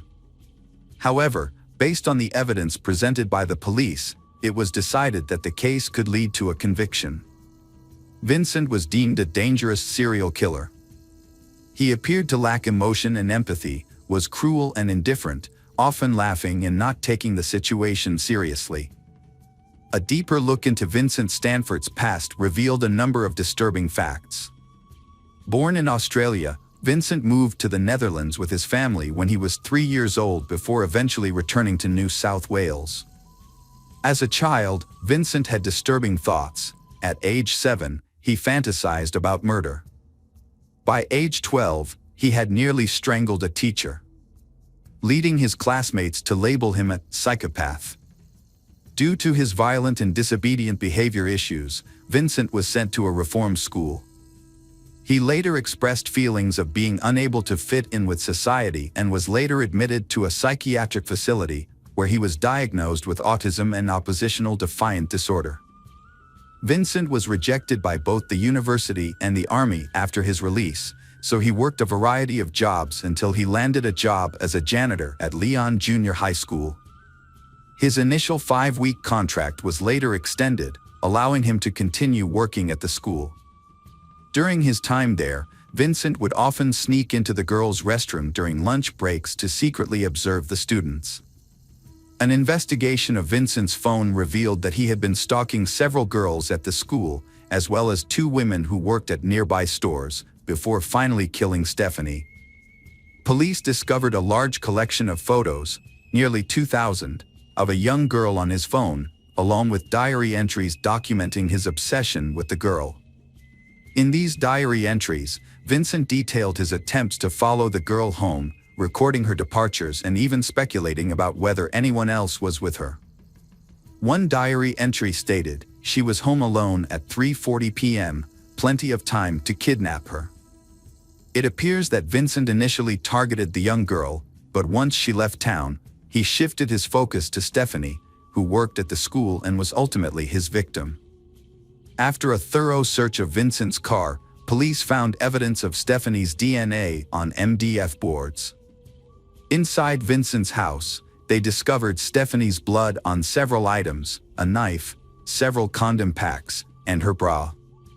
Vincent's twin brother, Marcus, admitted to his role in the crime, including selling Stephanie's ring, destroying evidence, and helping Vincent cover up the truth. As a result, Marcus was sentenced to 15 months in prison without the possibility of parole. His sentence was for his involvement in the murder of Stephanie Scott, and his prison term was set to end on September 9, 2016. If Marcus had not pleaded guilty, he would have received an 18-month sentence. In October 2016, Marcus Stanford was released from prison. After his release, more than 60 people signed a petition expressing their disagreement with the court's decision and asking for an appeal. The petition describes the court's decision as unacceptable. After his release, Marcus briefly returned to his hometown of Leon with his mother.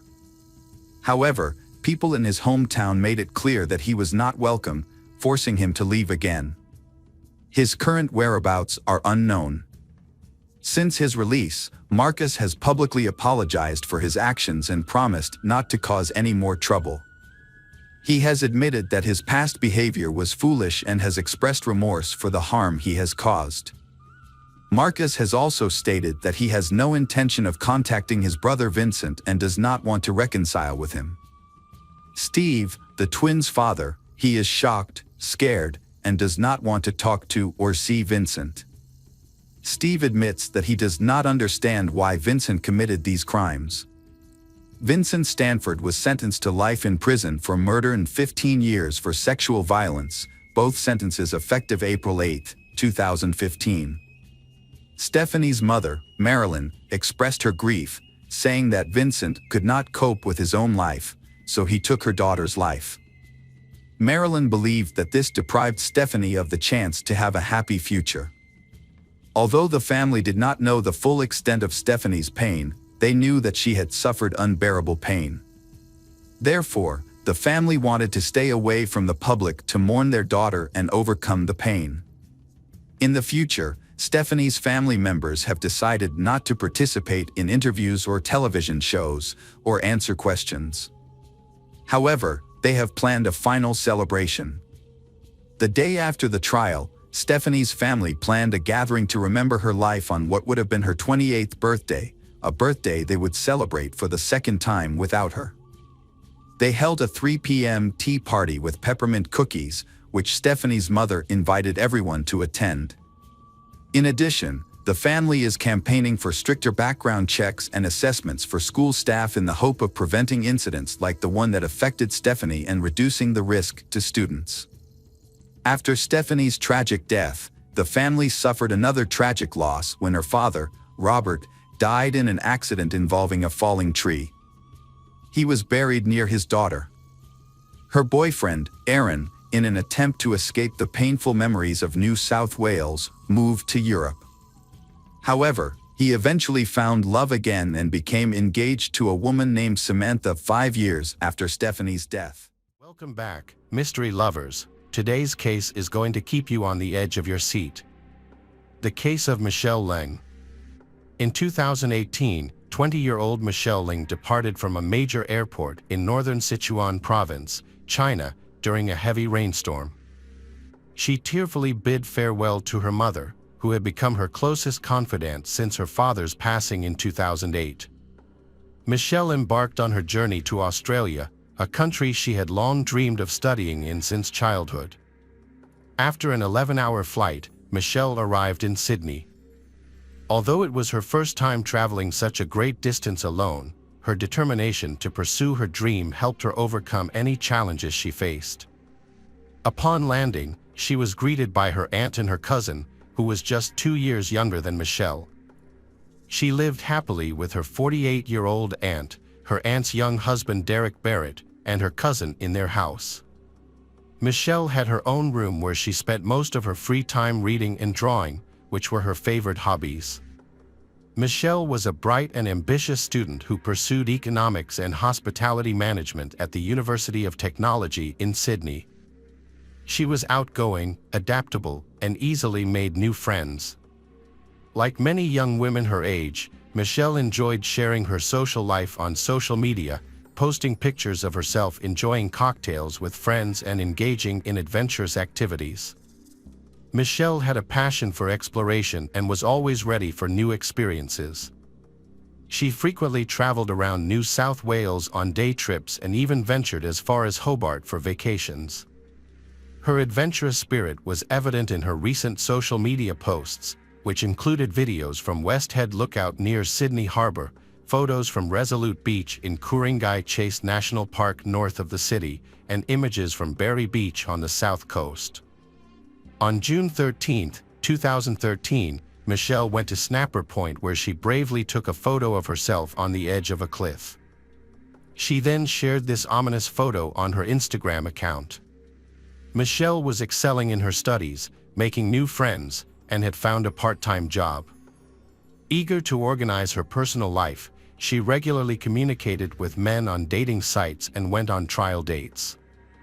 She led an active and busy life. She attended her classes during the day, then rushed to work. On weekends, she made sure to meet up with her friends and visit places. On April 21, 2016, Michelle spent the day with a friend at the mall, having lunch and shopping. Later, she took a train and was last seen getting off at Central Station around 4:30 p.m. She disappeared after that. 2 days later, Derek went to the train station to pick up his wife, who was returning from a business trip.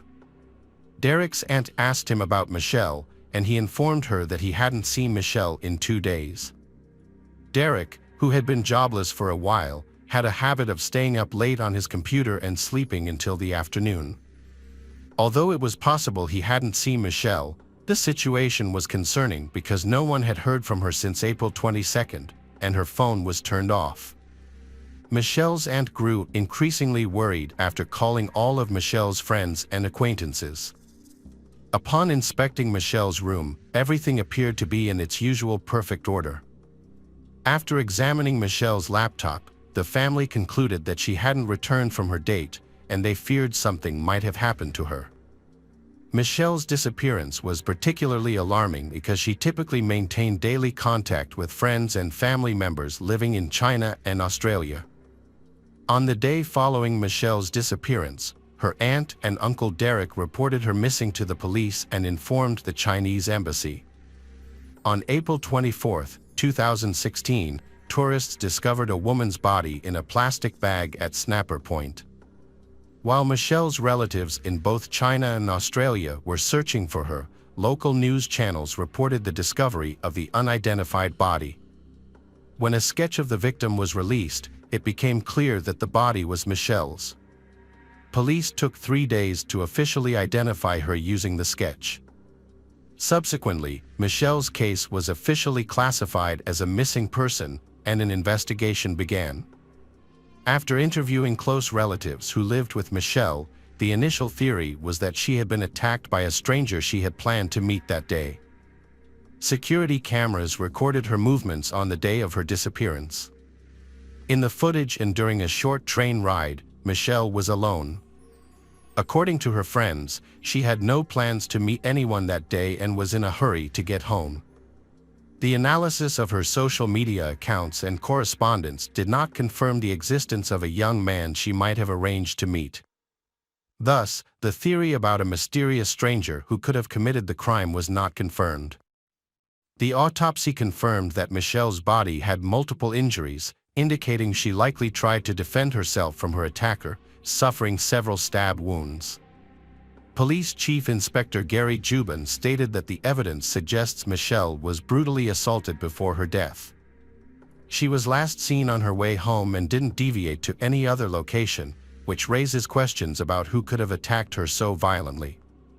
The inspector also noted that the perpetrator probably deliberately chose a very isolated area in an otherwise beautiful place. The body was found in an area frequented by tourists and fishermen, but at a specific spot that was quite secluded. Forensic analysis revealed that Michelle's body had been in the water for less than 48 hours, possibly much less. The police chief inspector noted that while the body was found far from the national park entrance, a nearby parking lot made it possible for someone to transport the body by car. Homicide detectives examined CCTV footage and traffic cameras to trace Michelle's final movements. They also interviewed family members, friends, and co-workers to gather more information, aiming to reconstruct the events leading up to her death and understand the family dynamics in Michelle's household. Inspector Gary stressed that based on all gathered information, Michelle was known to be very responsible and consistently communicated her whereabouts to her family. Her sudden disappearance raised significant concerns for her well-being. Surprisingly, for 2 days, her family either didn't realize she was missing or chose to ignore it. As Derek was the last person known to have seen Michelle alive, police brought him in for questioning. Investigators found his stories about nighttime activities and extended daytime sleeping suspicious, leading them to conduct follow-up interviews. During these, they probed into his relationship with Michelle and asked him to recall their last encounter in detail. Derek, overwhelmed by the intense questioning, stopped answering and requested legal representation.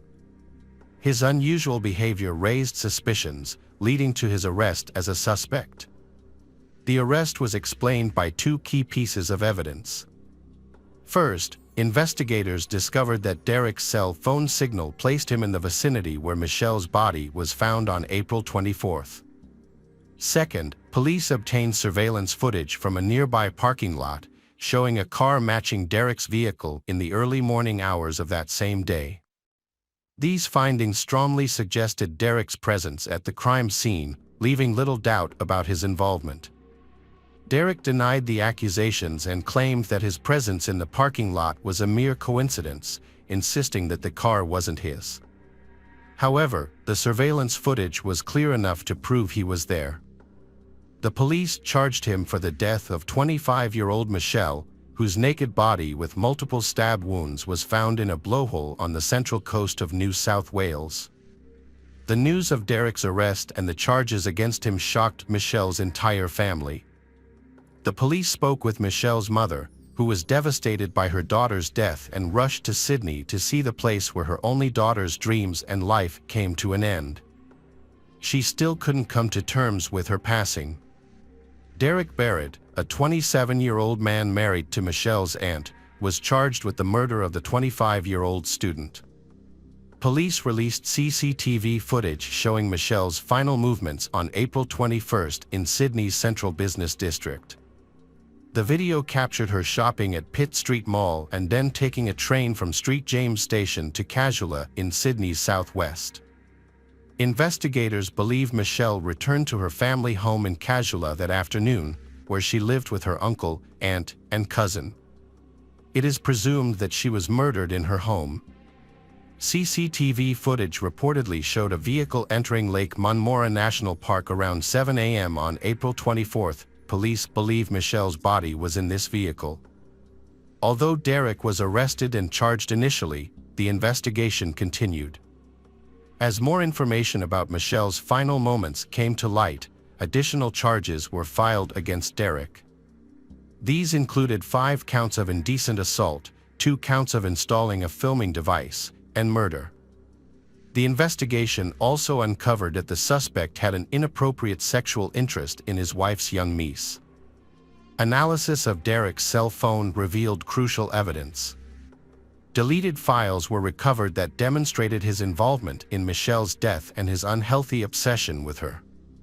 It was discovered that Derek had installed a hidden camera in the shared bathroom and regularly reviewed the recordings. The phone also contained images taken shortly before Michelle's death. Records showed that Michelle arrived home on April 21 around 5 p.m. Her last text message was sent close to midnight, and she was not heard from again after that. During the night, Derek carried out his wicked plan. He entered Michelle's room while she was sleeping to record her, as he had done before, but this time she woke up and he attacked her. He tied her up and covered her mouth with duct tape to silence her. Derek kept Michelle tied to the bed for 2 days, periodically abusing her. Investigators found photos on Derek's phone showing Michelle naked and bound, with an expression of terror. These images didn't show the injuries that eventually caused her death. The last photo was taken around 8 a.m. on April 23, when Michelle was still alive. On April 23, Derek's stepson came home twice, not hearing Michelle's quiet moans. Derek was taking a shower at the time. Security cameras recorded Derek leaving the apartment 4 times to take out the trash. Michelle was likely already dead by then, and after showering and washing off the blood, Derek thoroughly cleaned the house, hiding any evidence of the crime and Michelle's disappearance. On April 24 at 7 a.m., Derek drove to Snapper Point.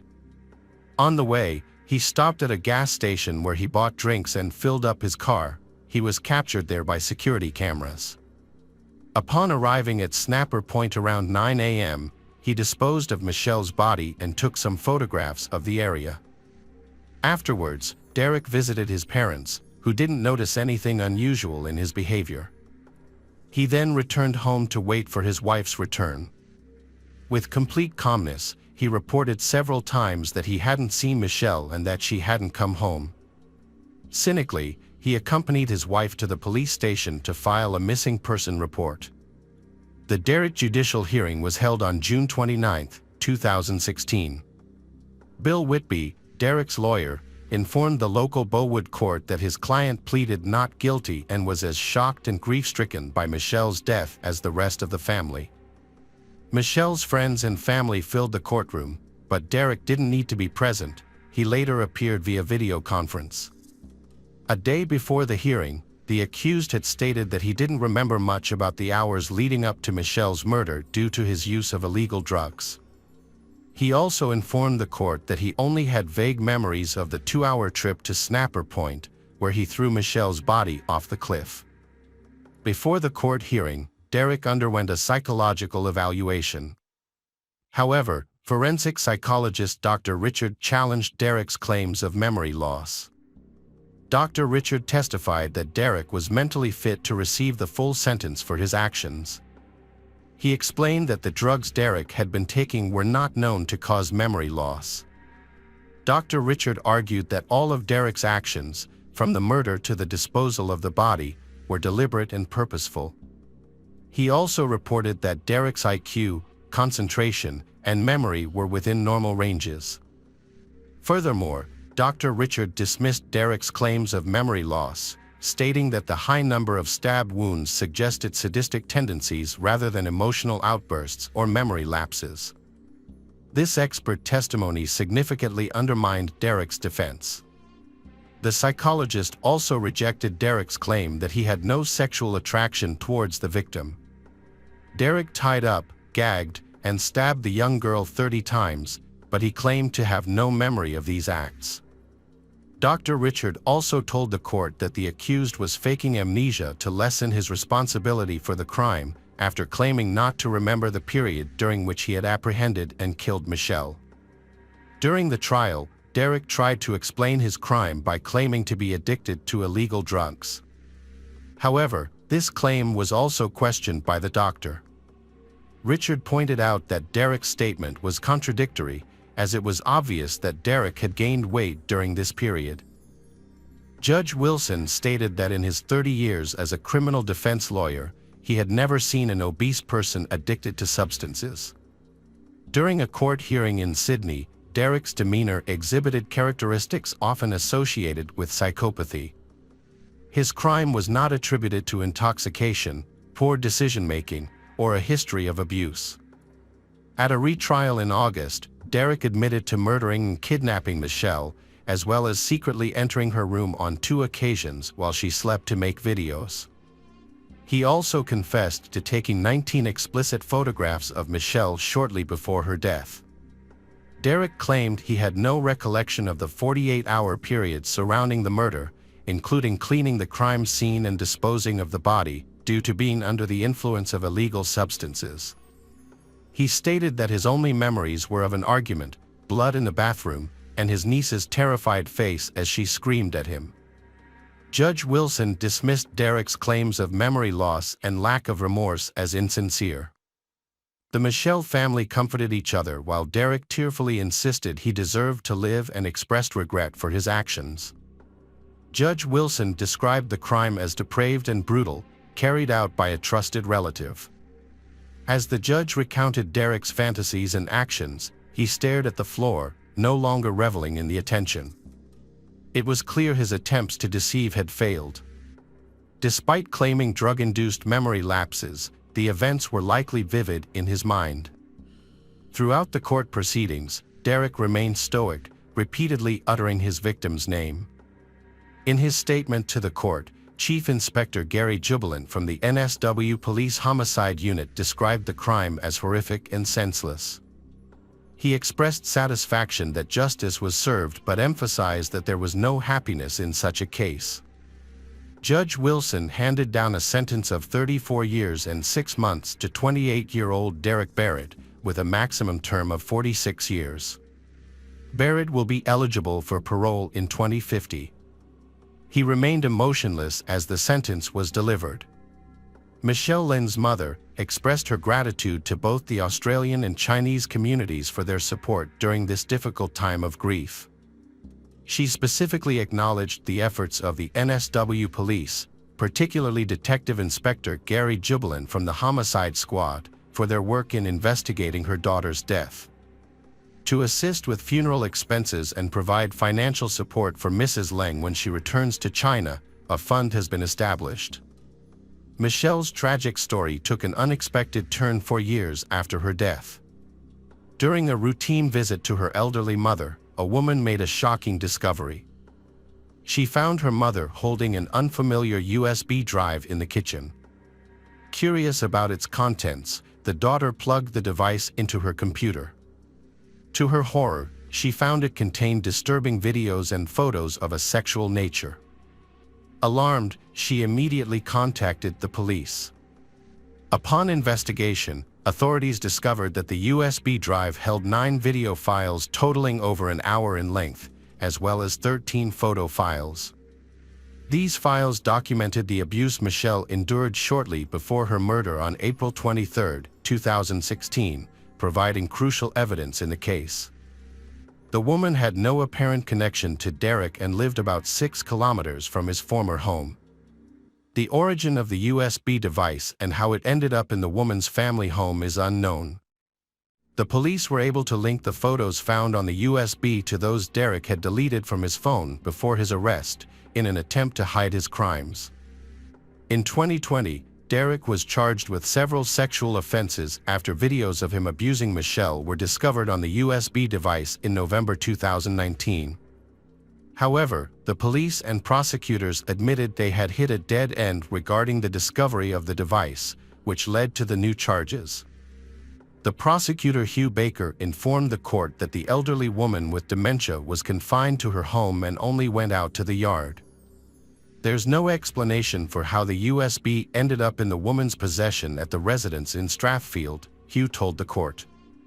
Based on new facts and evidence, Derek's sentence was extended without the possibility of parole after images accidentally found revealed the full extent of his abuse against Michelle before murdering her. This horrible and depraved secret, discovered by chance in the hands of an elderly woman in a leafy Sydney suburb, resulted in additional years of well-deserved punishment for the convicted criminal, on top of his already lengthy sentence. The tragic case of Michelle Leng serves as a haunting reminder of the dangers that can lurk beneath the surface of seemingly ordinary lives. Michelle, a vibrant young woman with dreams of a bright future, fell victim to a betrayal from within her own family. The harrowing details of her story reveal the depths of human depravity and the complexities of trust and betrayal. As justice was ultimately served, it leaves a lingering sense of sorrow for the life cut short and a call to honor Michelle's memory by remaining vigilant against such heinous acts in our communities. Hello again, true crime fans. We've got another mysterious case to explore. The case of April Jones. On October 1st, 2012, April Jones, 5, was playing outside her home in the Bryn Aeg housing estate in West Wales. It was around 7 p.m.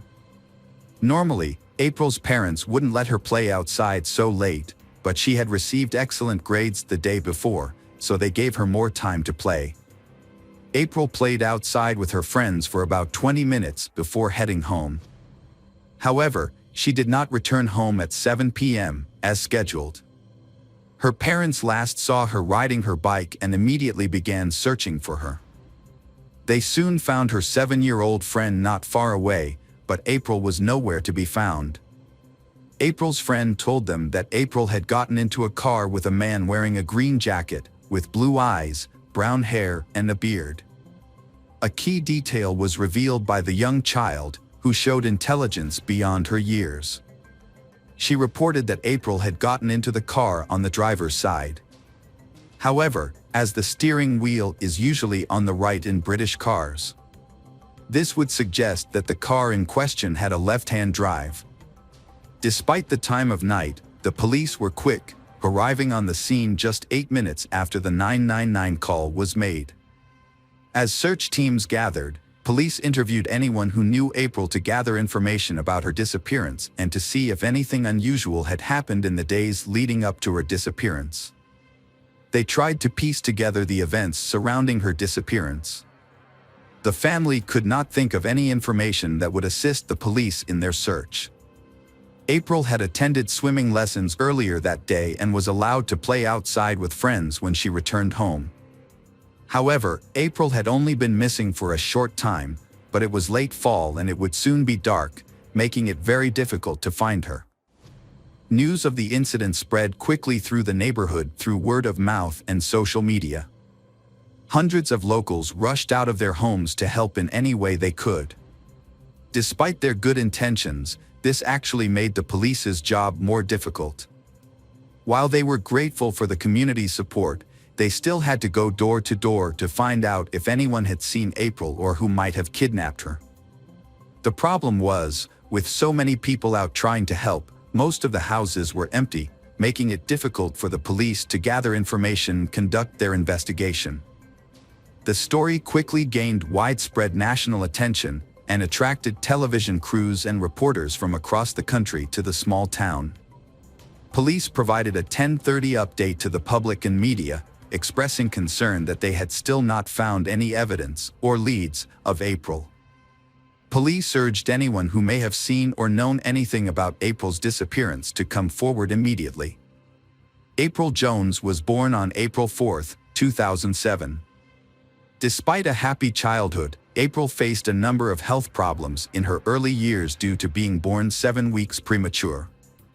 However, with medical care, she was able to overcome most of these problems and have a normal childhood. One condition that April has not overcome is cerebral palsy, a brain disorder caused by trauma during or shortly after birth, usually due to lack of oxygen to the brain. The condition affects April from the waist down. Fortunately, it is not too serious. However, the condition causes pain and difficulty with simple muscle movements. Even with a mild condition, she still needs careful care. The most worrying thing is that her kidnapper may not know about her small defect, which may not be important to them. On the evening of October 1st, the police released more details about April's disappearance. Specifically, she was last seen wearing a school polo shirt and purple jacket. More than 100 people, including local residents and volunteers from the UK, have gathered to assist the police in the search.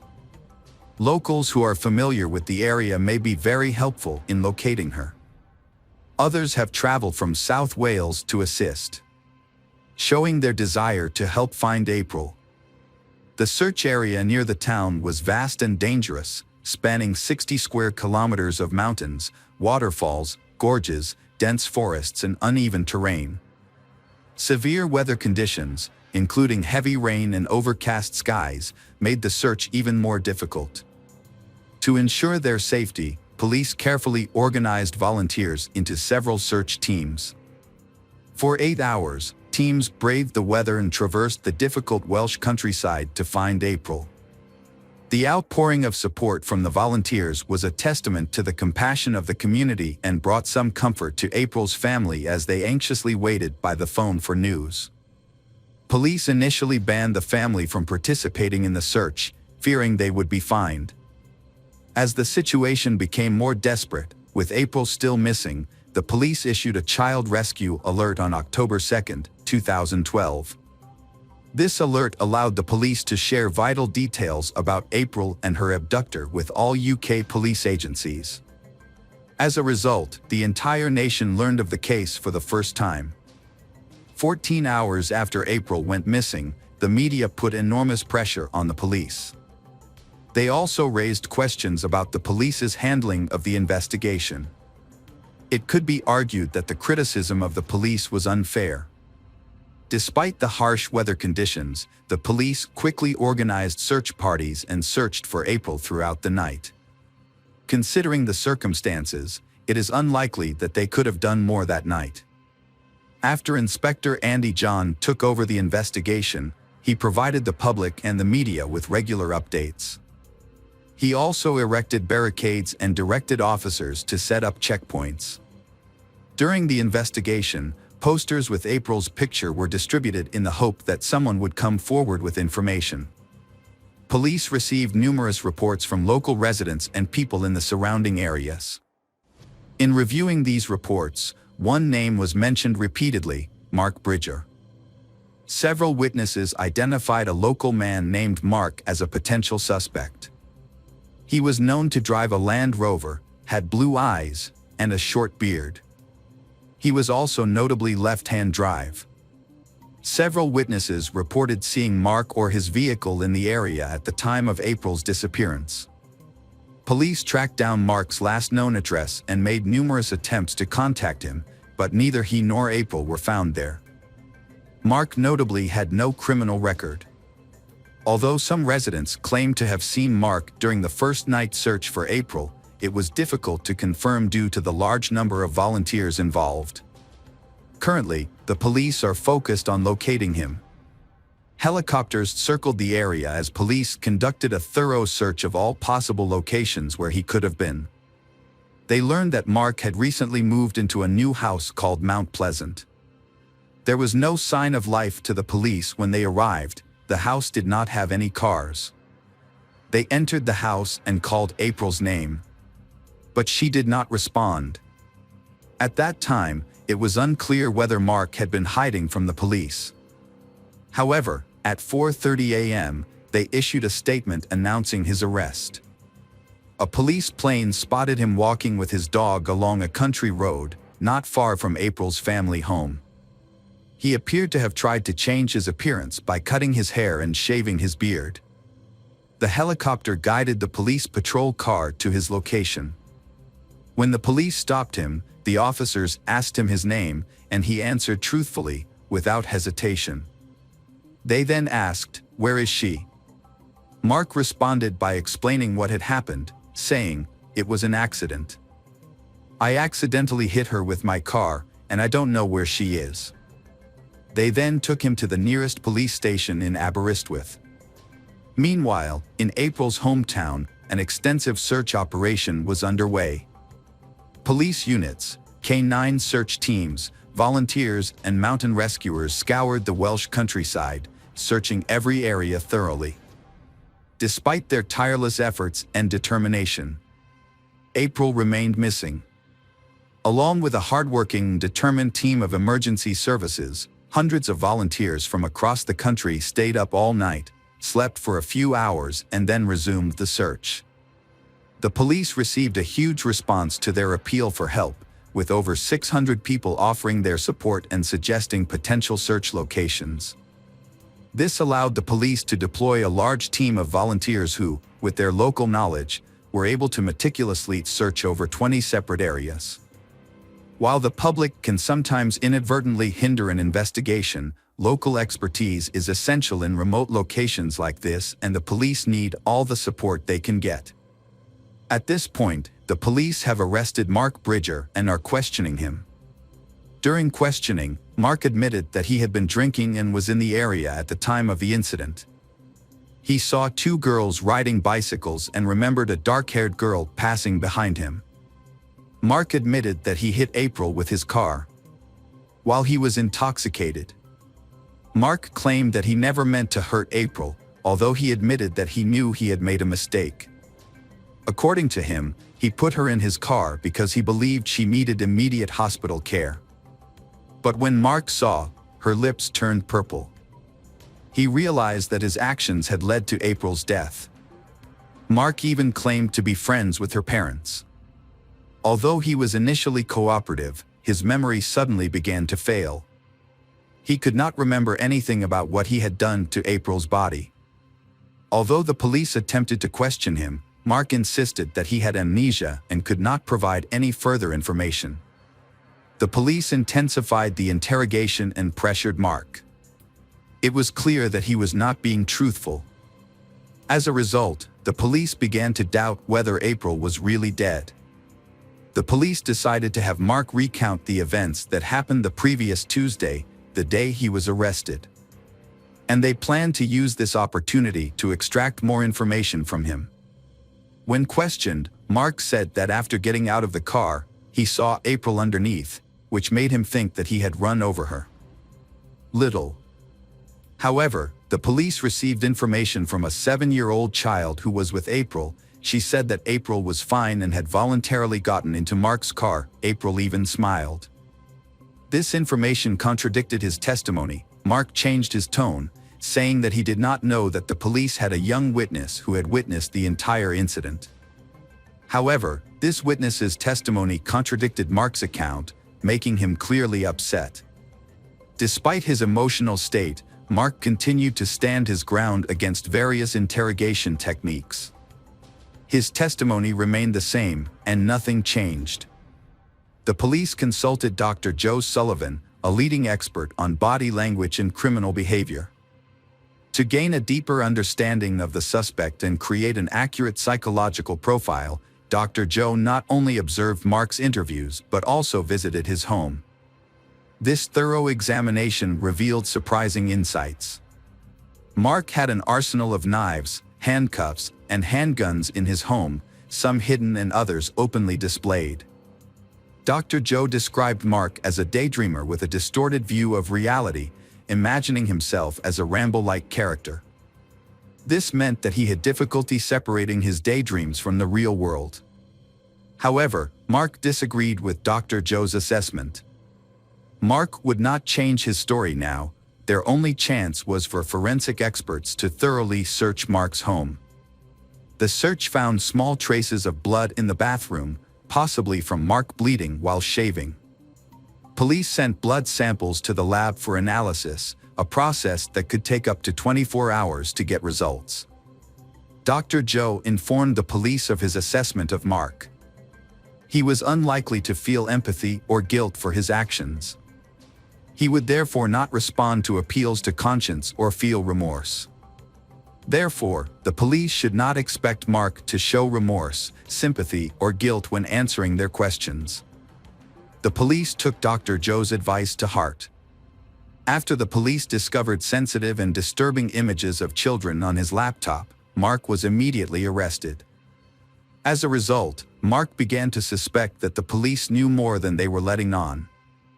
3 days after April went missing on Monday night, her parents received heartbreaking news on Thursday. The police had given up hope of finding April alive. With heavy hearts, her parents had to tell their children that the search for April was no longer a rescue mission but a murder investigation. And the family would have to accept the loss of their little sister.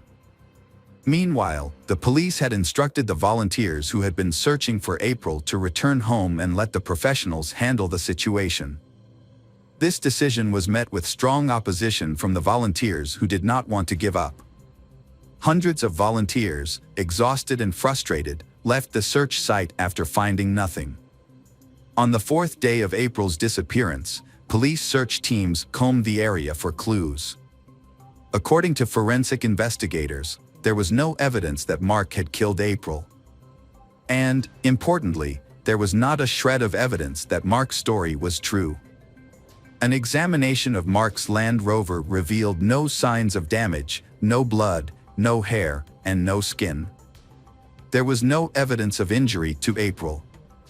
According to Mark's testimony, there should have been signs of injury to April, such as scratches on the vehicle or blood inside, but none were found. Mark attempted to downplay his involvement by claiming that he did not see any blood on April after her collision with his car. He asserted that despite being run over, she did not appear to have any visible open wounds. The lab then contacted the police on Friday at 6:15 p.m. with crucial evidence. They had compared DNA from April's toothbrush to blood found in Mark's bathroom, confirming that it was April's blood. Additionally, the collar of Mark's fleece jacket and jogging pants, which he had been wearing, also contained April's DNA. When police questioned him, the photos were discovered on his laptop. Mark claimed that he did not find the content attractive. Mark was shown photos depicting the exploitation and manipulation of minors in a sexually explicit manner.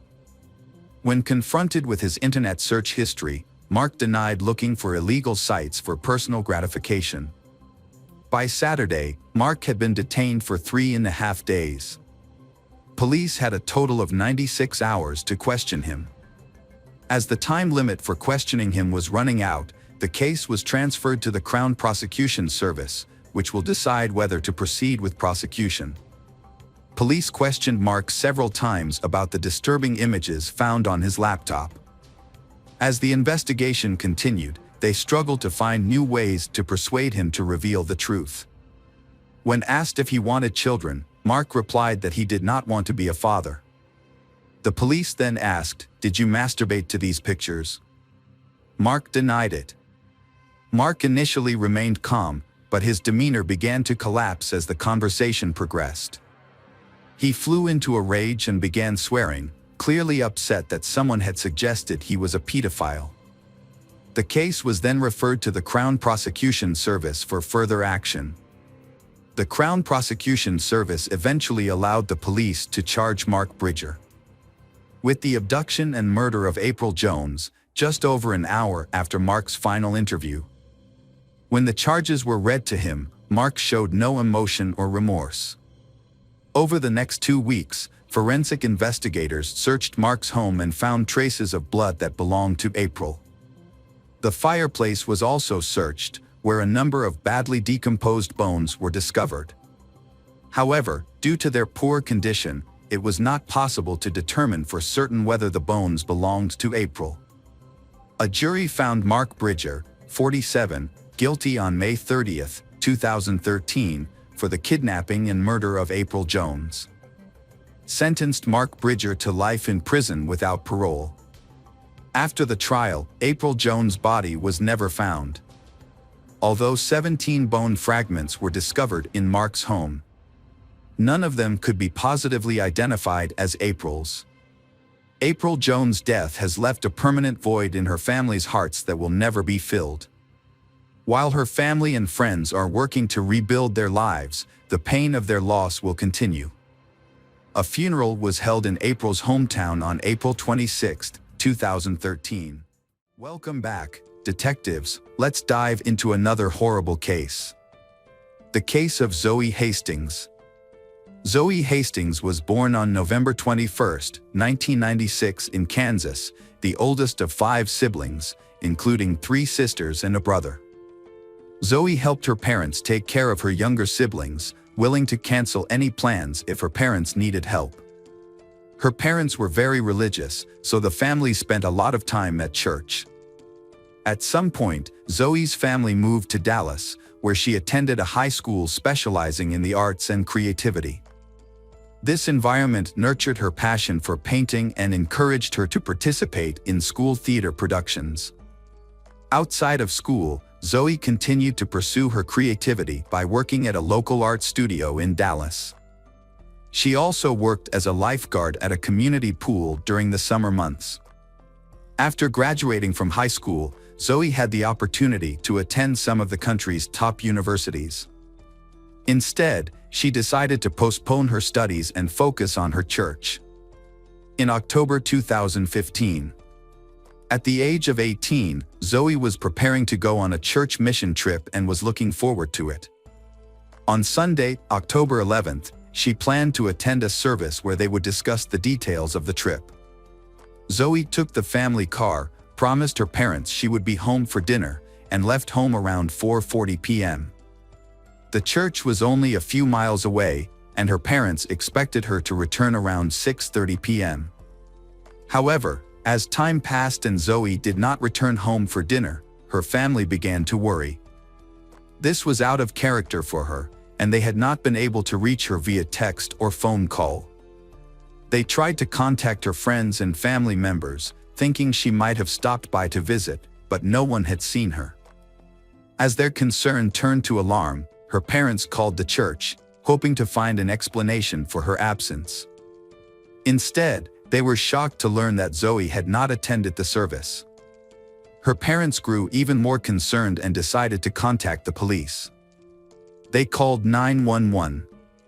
But for some reason, the police did not come to their house, so her parents drove to the police station themselves, filed a report, and began searching for their daughter. Despite following the route from their home to the church several times, they found no trace of Zoe. The search continued throughout the night. When morning came, Zoe's mother remembered that her daughter's iPhone had a tracking app that could reveal her location. Using the app, they discovered that Zoe's phone was near a small creek, just a few hundred yards from the church. Her parents immediately went to the location. They were horrified to see a large number of police cars, as well as ambulances and emergency services. When they approached one of the police officers, they explained that they were looking for their daughter, and the officer informed them that there had been a car accident a few hours earlier.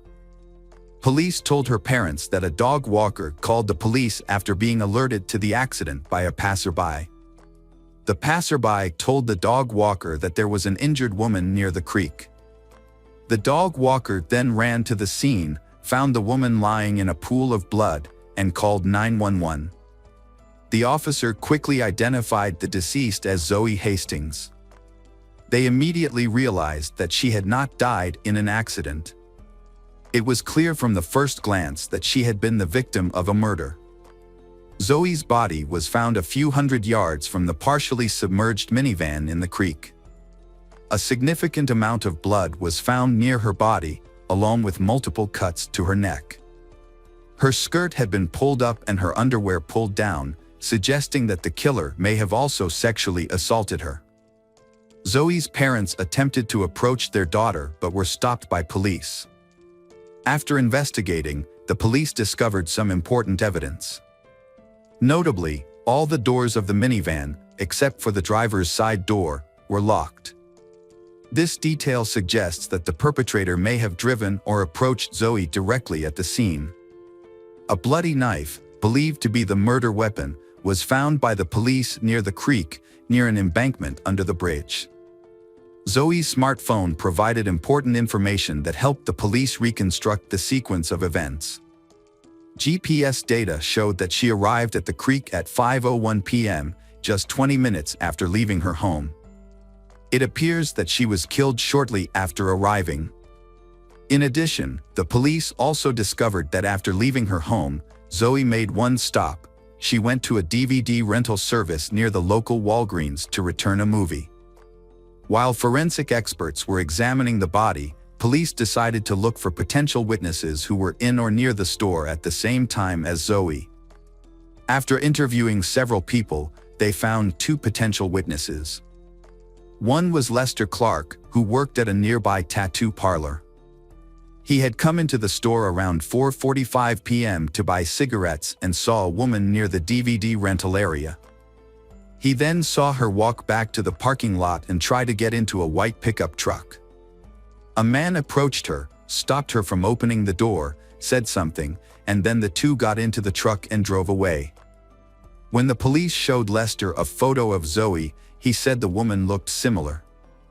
Although he found the scene quite tense, he didn't think much of it, as it didn't seem like anything bad had happened. The witness described the man as short, stocky, and African American. However, Lester was too far from the parking lot to notice any other features.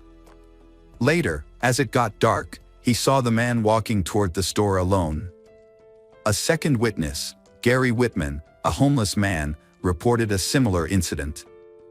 At approximately 4:45 p.m., he was standing across the parking lot when he saw a woman approaching a white pickup truck. A man suddenly appeared from behind her, blocking her from getting into the vehicle. The man then showed the woman something he had taken from his pocket.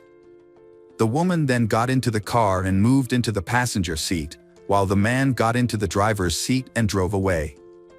Gary described the suspect similarly to Lester. While police were interviewing witnesses, forensic experts made several important discoveries.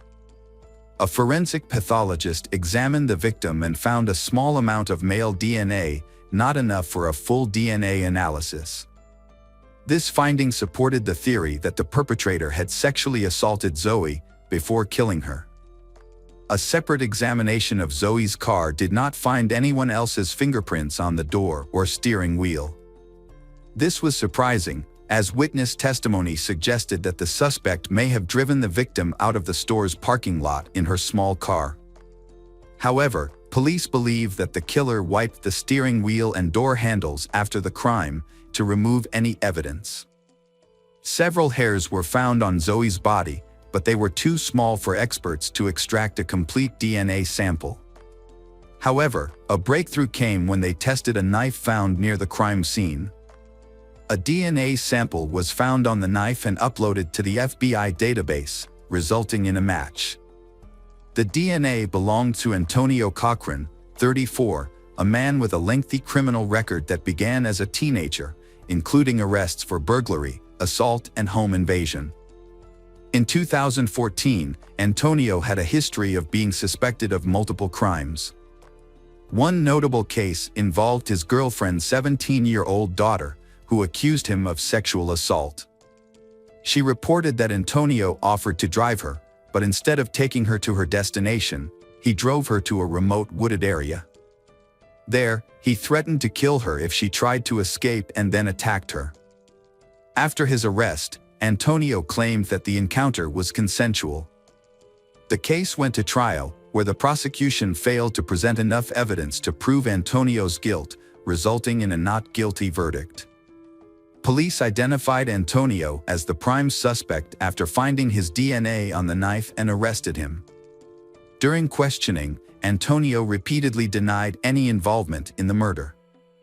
To gather further evidence, police compared Antonio's DNA to hair and semen found on Zoe. However, the samples were too small to extract a full DNA profile.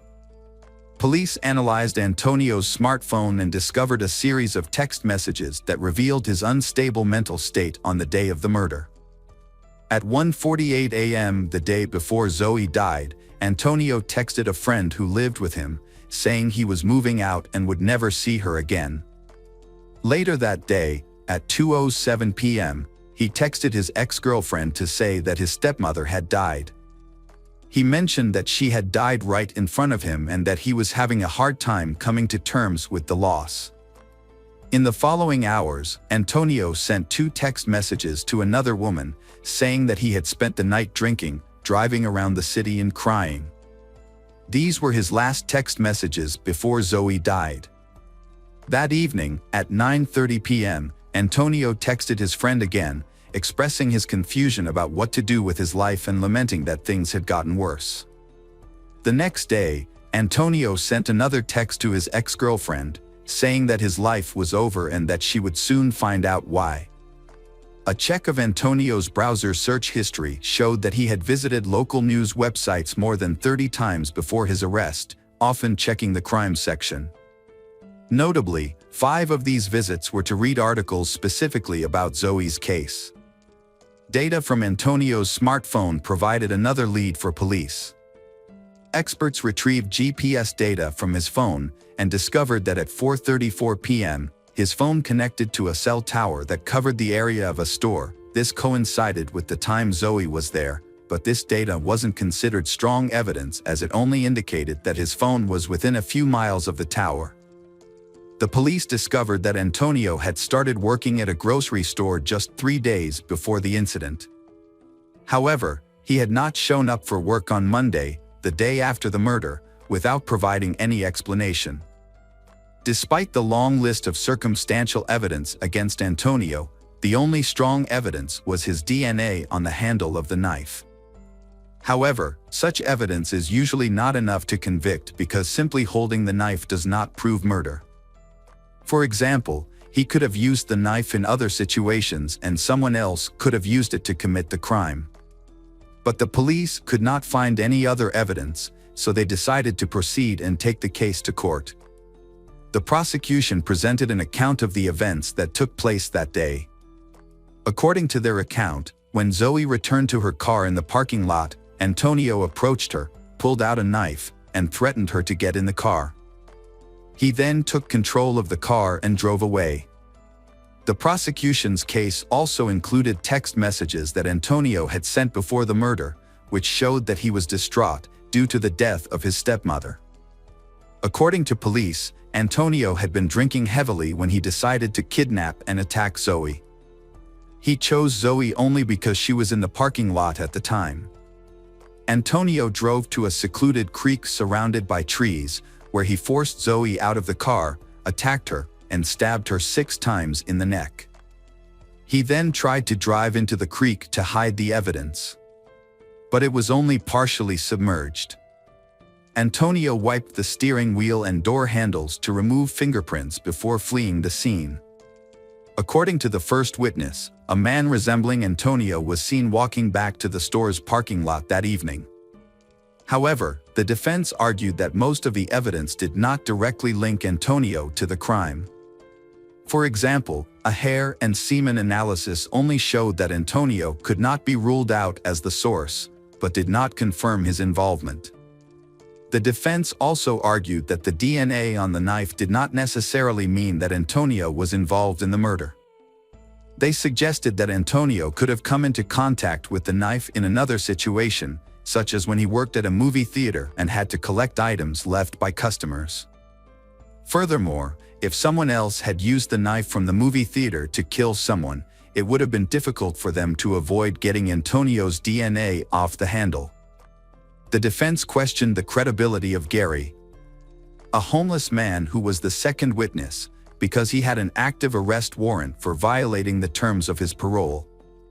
The defense attempted to exclude his testimony, but the prosecution disagreed. They argued that Gary's voluntary contact with the police, despite orders from him, showed that he genuinely wanted to help. Gary said he was just trying to do the right thing, even though he knew he would be arrested. Antonio's attorneys attempted to establish an alibi for their client, claiming that he was helping a friend at the time of Zoe's murder. However, they failed to present substantial evidence to support this claim. The prosecution initially sought the death penalty for Antonio, but as the trial progressed, it became clear that the evidence was not strong enough to achieve that outcome. The prosecution subsequently dropped its request for the death penalty. After a lengthy deliberation, the jury returned a guilty verdict and Antonio was sentenced to life in prison with the possibility of parole after 30 years. Zoe's parents expressed their gratitude to the police and those involved in the trial for bringing justice to their daughter's case. Welcome back, detectives. Let's dive into another horrible case. The case of Debbie Lynn Randall. Debbie Randall was born on August 21, 1962, in Marietta, Georgia, to a family with two older brothers. Although Debbie's parents divorced when she was young, but her father always gave her love and care. Her mother later married a man named Roy, who became Debbie's stepfather. The family resided in a small apartment building, in a quiet neighborhood nearby a military base. Debbie was a happy and outgoing child who enjoyed socializing with friends, playing basketball, and collecting dolls, which she would often spend hours playing with. On January 13, 1972, 9-year-old Debbie had dinner with her family. Afterward, her mother asked her to go to the nearby laundromat, a task she had done many times before. Debbie's job was to supervise the laundry while it washed. A family member would accompany her to the laundromat to help carry the clothes, but they would return home, leaving Debbie to wait for the wash cycle to finish. The laundromat was just across the street from their home, so her mother is not too worried. It was a common practice at the time for children to help with household chores, like laundry. In fact, Debbie had even made friends with other girls she met at the laundromat. Her mother wants to let Debbie's brother go with her that day, but he wasn't feeling well and preferred to stay home and watch his favorite TV show. Her mom then asked her husband to take the laundry instead, and Debbie accompanied him, bringing a box of detergent along the way. When they arrived, her stepdad unloaded the laundry into 2 washing machines and then left. Debbie stayed behind to wait for the wash cycle to finish. Once it was done, she planned to walk home and ask someone to come back and pick up the clean clothes, as she wasn't strong enough to carry them all by herself. After a while, Debbie's mom realized she hadn't returned home, despite the fact that the laundry had been finished. As the sun started to set, she and her husband decided to look for Debbie. They walked to the laundromat but didn't find her there. A staff member told them that Debbie had left a while ago, and she hadn't returned yet. Getting concerned, Debbie's mom and her husband, Roy, started searching the surrounding streets for her. During their search, they noticed something unusual. A short distance from the laundromat, in the parking lot, detergent had been spilled next to one of the cars. This caught her attention because Debbie had been carrying a box of detergent. Her mom immediately suspected that the spilled detergent might be connected to Debbie's disappearance. They continued to search the parking lot and the surrounding area for Debbie, but no other signs of her were found. Neighbors who were familiar with Debbie's family joined the search, but despite their efforts, no progress was made. Debbie's mother decided to call the police. Officers checked the area in the parking lot where the detergent had been spilled. The police noticed a new lead, near a parked car close to the detergent.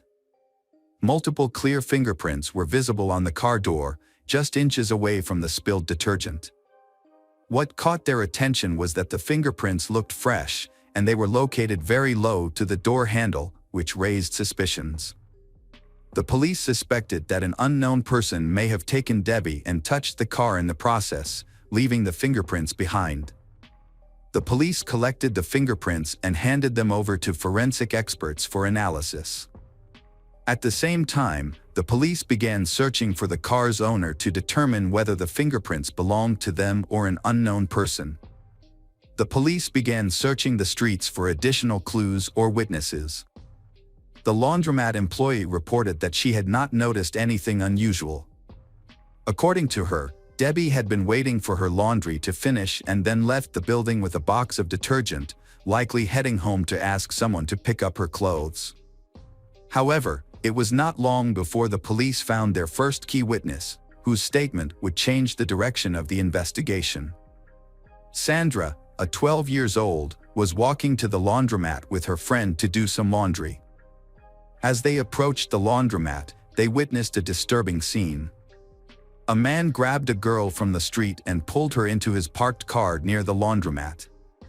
The girl struggled to free herself and screamed, but the man quickly got into the driver's seat and sped away.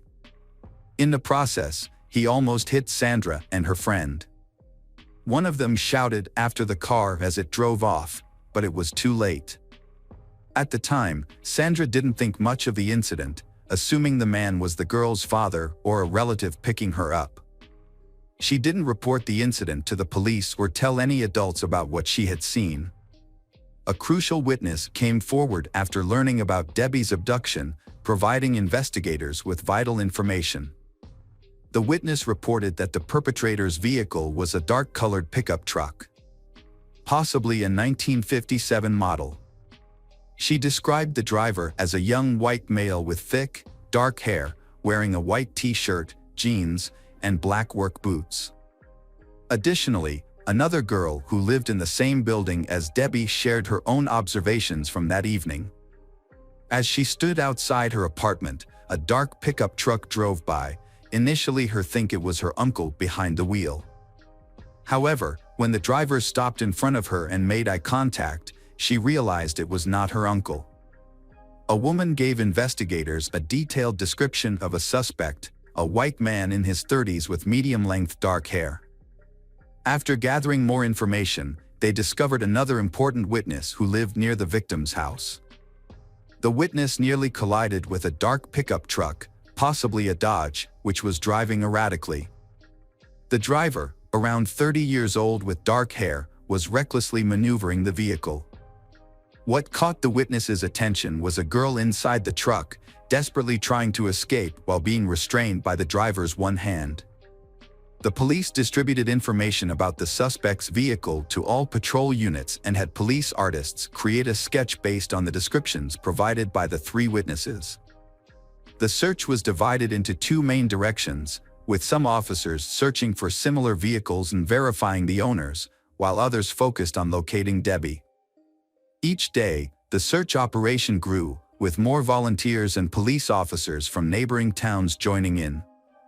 Approximately 4,000 people participated in the large-scale search operation, a record-setting number for both the city and the state. Meanwhile, detectives investigated Debbie's acquaintances, including her male neighbors, stepfather, and biological father. However, after the investigation, all of them were ruled out as suspects. Debbie's father, who lived in the same city, was informed of his daughter's disappearance and immediately joined the search. Detectives searched for Debbie by checking the backgrounds of previously convicted criminals living nearby, but they didn't find any suspects. Despite 2 weeks of searching, no leads were found. On January 29th, students joined the search and were tasked with searching a wooded area close to Debbie's home.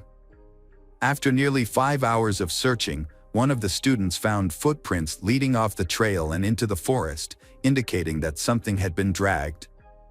Following the tracks 150 feet into the woods, the students stumbled upon a human body.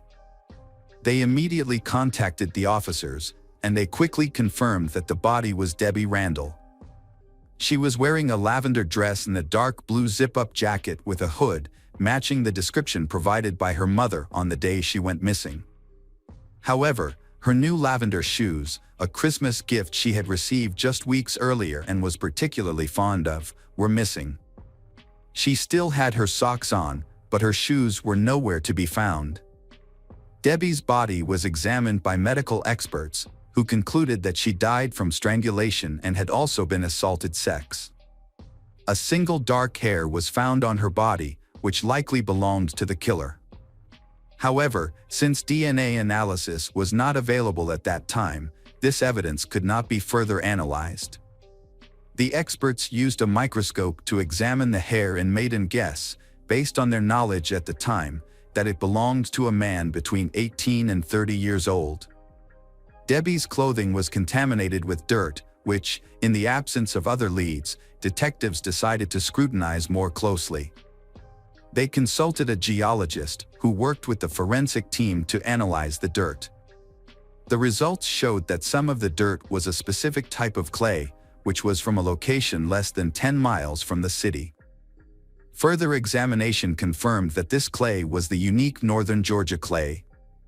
Additionally, distinct dirt stains from another type of clay were discovered, originating from a local mining site just 2 miles from the location of the body. Detectives developed a theory about the incident surrounding Debbie's death. They believed that the perpetrator did not kill she immediately. Instead, they think the perpetrator first drove she to a remote area outside of town where they sexually assaulted her. The perpetrator then drove to another location where they killed Debbie. After her death, the perpetrator transported his body to a forest and leaving it there. This theory is supported by evidences, including clay samples and forensic analysis, which suggest that Debbie was already dead when her body was brought to the forest. The absence of signs of a struggle in the forest area also lends credibility to this theory. The locations of the clay mining sites were remote and difficult to access, suggesting that the killer might have familiarized themselves with the area through work. A mining company supervisor confirmed that the area was hard to navigate even for experienced workers, making the possibility that a stranger could take Debbie there impossible. Police investigated employees from both companies, searching for a man matching the description suspects or someone with a similar car, but this investigation did not produce any leads. They also found fingerprints on the car near the abduction site, which they compared to those of all suspects, but unfortunately, this did not yield any results. The news of Debbie's brutal murder sent shockwaves throughout the city, drawing thousands to her funeral to pay their respects. Despite the local police department's relentless pursuit of justice, the case hit numerous roadblocks, leaving investigators with no new leads for years. The case went cold, but detectives continued to work tirelessly, scrutinizing dozens of suspects yet struggling to establish their involvement. For lead detective Morris Nix, who was just 19 when the case began and has been involved from the start, solving Debbie's murder has become his primary motivation. He pursued multiple leads and suspects over the years, carefully evaluating the evidence and eventually narrowing down the list to 4 men he considered the most likely suspects. The FBI created a DNA database, and experts were able to obtain the perpetrator's genetic profile from a hair found on Debbie's body. The DNA was added to the database, but no matches were found. This suggests that the killer had either never committed a serious crime before or their DNA had not been collected by authorities yet. 43 years after the murder, in 2015, detectives reopened the case and decided to reanalyze Debbie's clothing using advanced technology, as the items had been stored in the evidence warehouse all that time. Experts discovered biological material from a man on the evidence. Debbie's mother spent decades hoping to see her daughter's killer caught and brought to justice. In a 2018 interview, she revealed the pain of living in an apartment where there were many memories of her daughter. Although she eventually moved to a new city, the lack of progress in the case weighed heavily on her for years. When she gets old, her one wish was to see the case resolved before she passed away. Sadly, she passed away from cancer at 78, just weeks after the interview, and her wish was left unfulfilled. She was laid to rest beside her daughter. In 2019, the local police department received extra funding, allowing them to conduct a more detailed analysis of Debbie's clothes. The experts successfully extracted a full DNA sample, but unfortunately, the perpetrator's DNA was not found in the FBI database.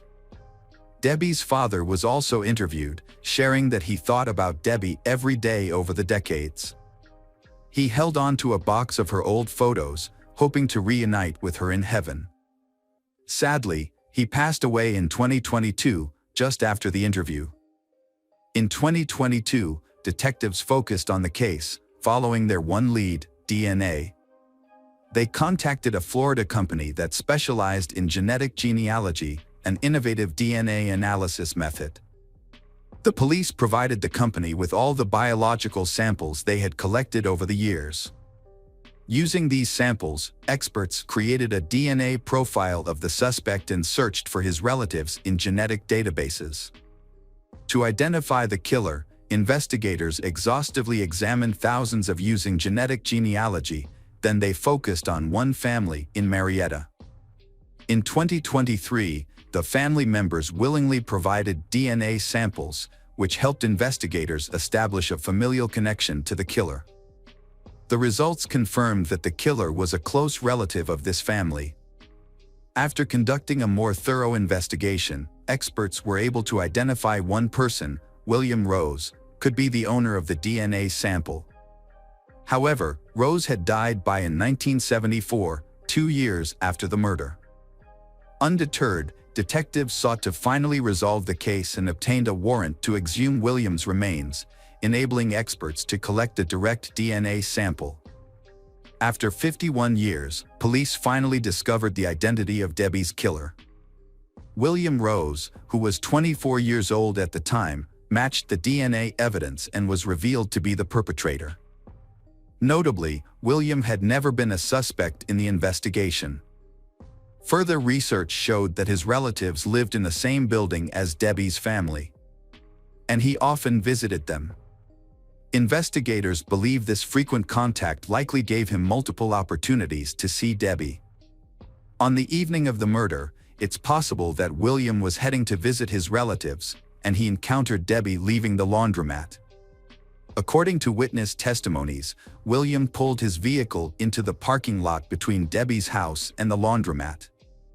He left the engine running, exited his vehicle, grabbed Debbie, and drove north. The direction of his escape led police to suspect that he may have immediately driven to a nearby clay quarry. Notably, William had no other serious criminal offenses on record. It is unclear whether he committed other crimes that went undetected or if Debbie's murder was an isolated incident.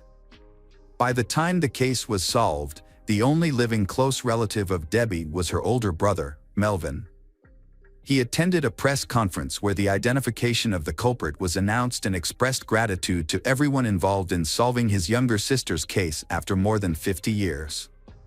Melvin also shared that he wished his mother had lived to see this moment, but he took comfort in believing that she was now reunited with Debbie in heaven.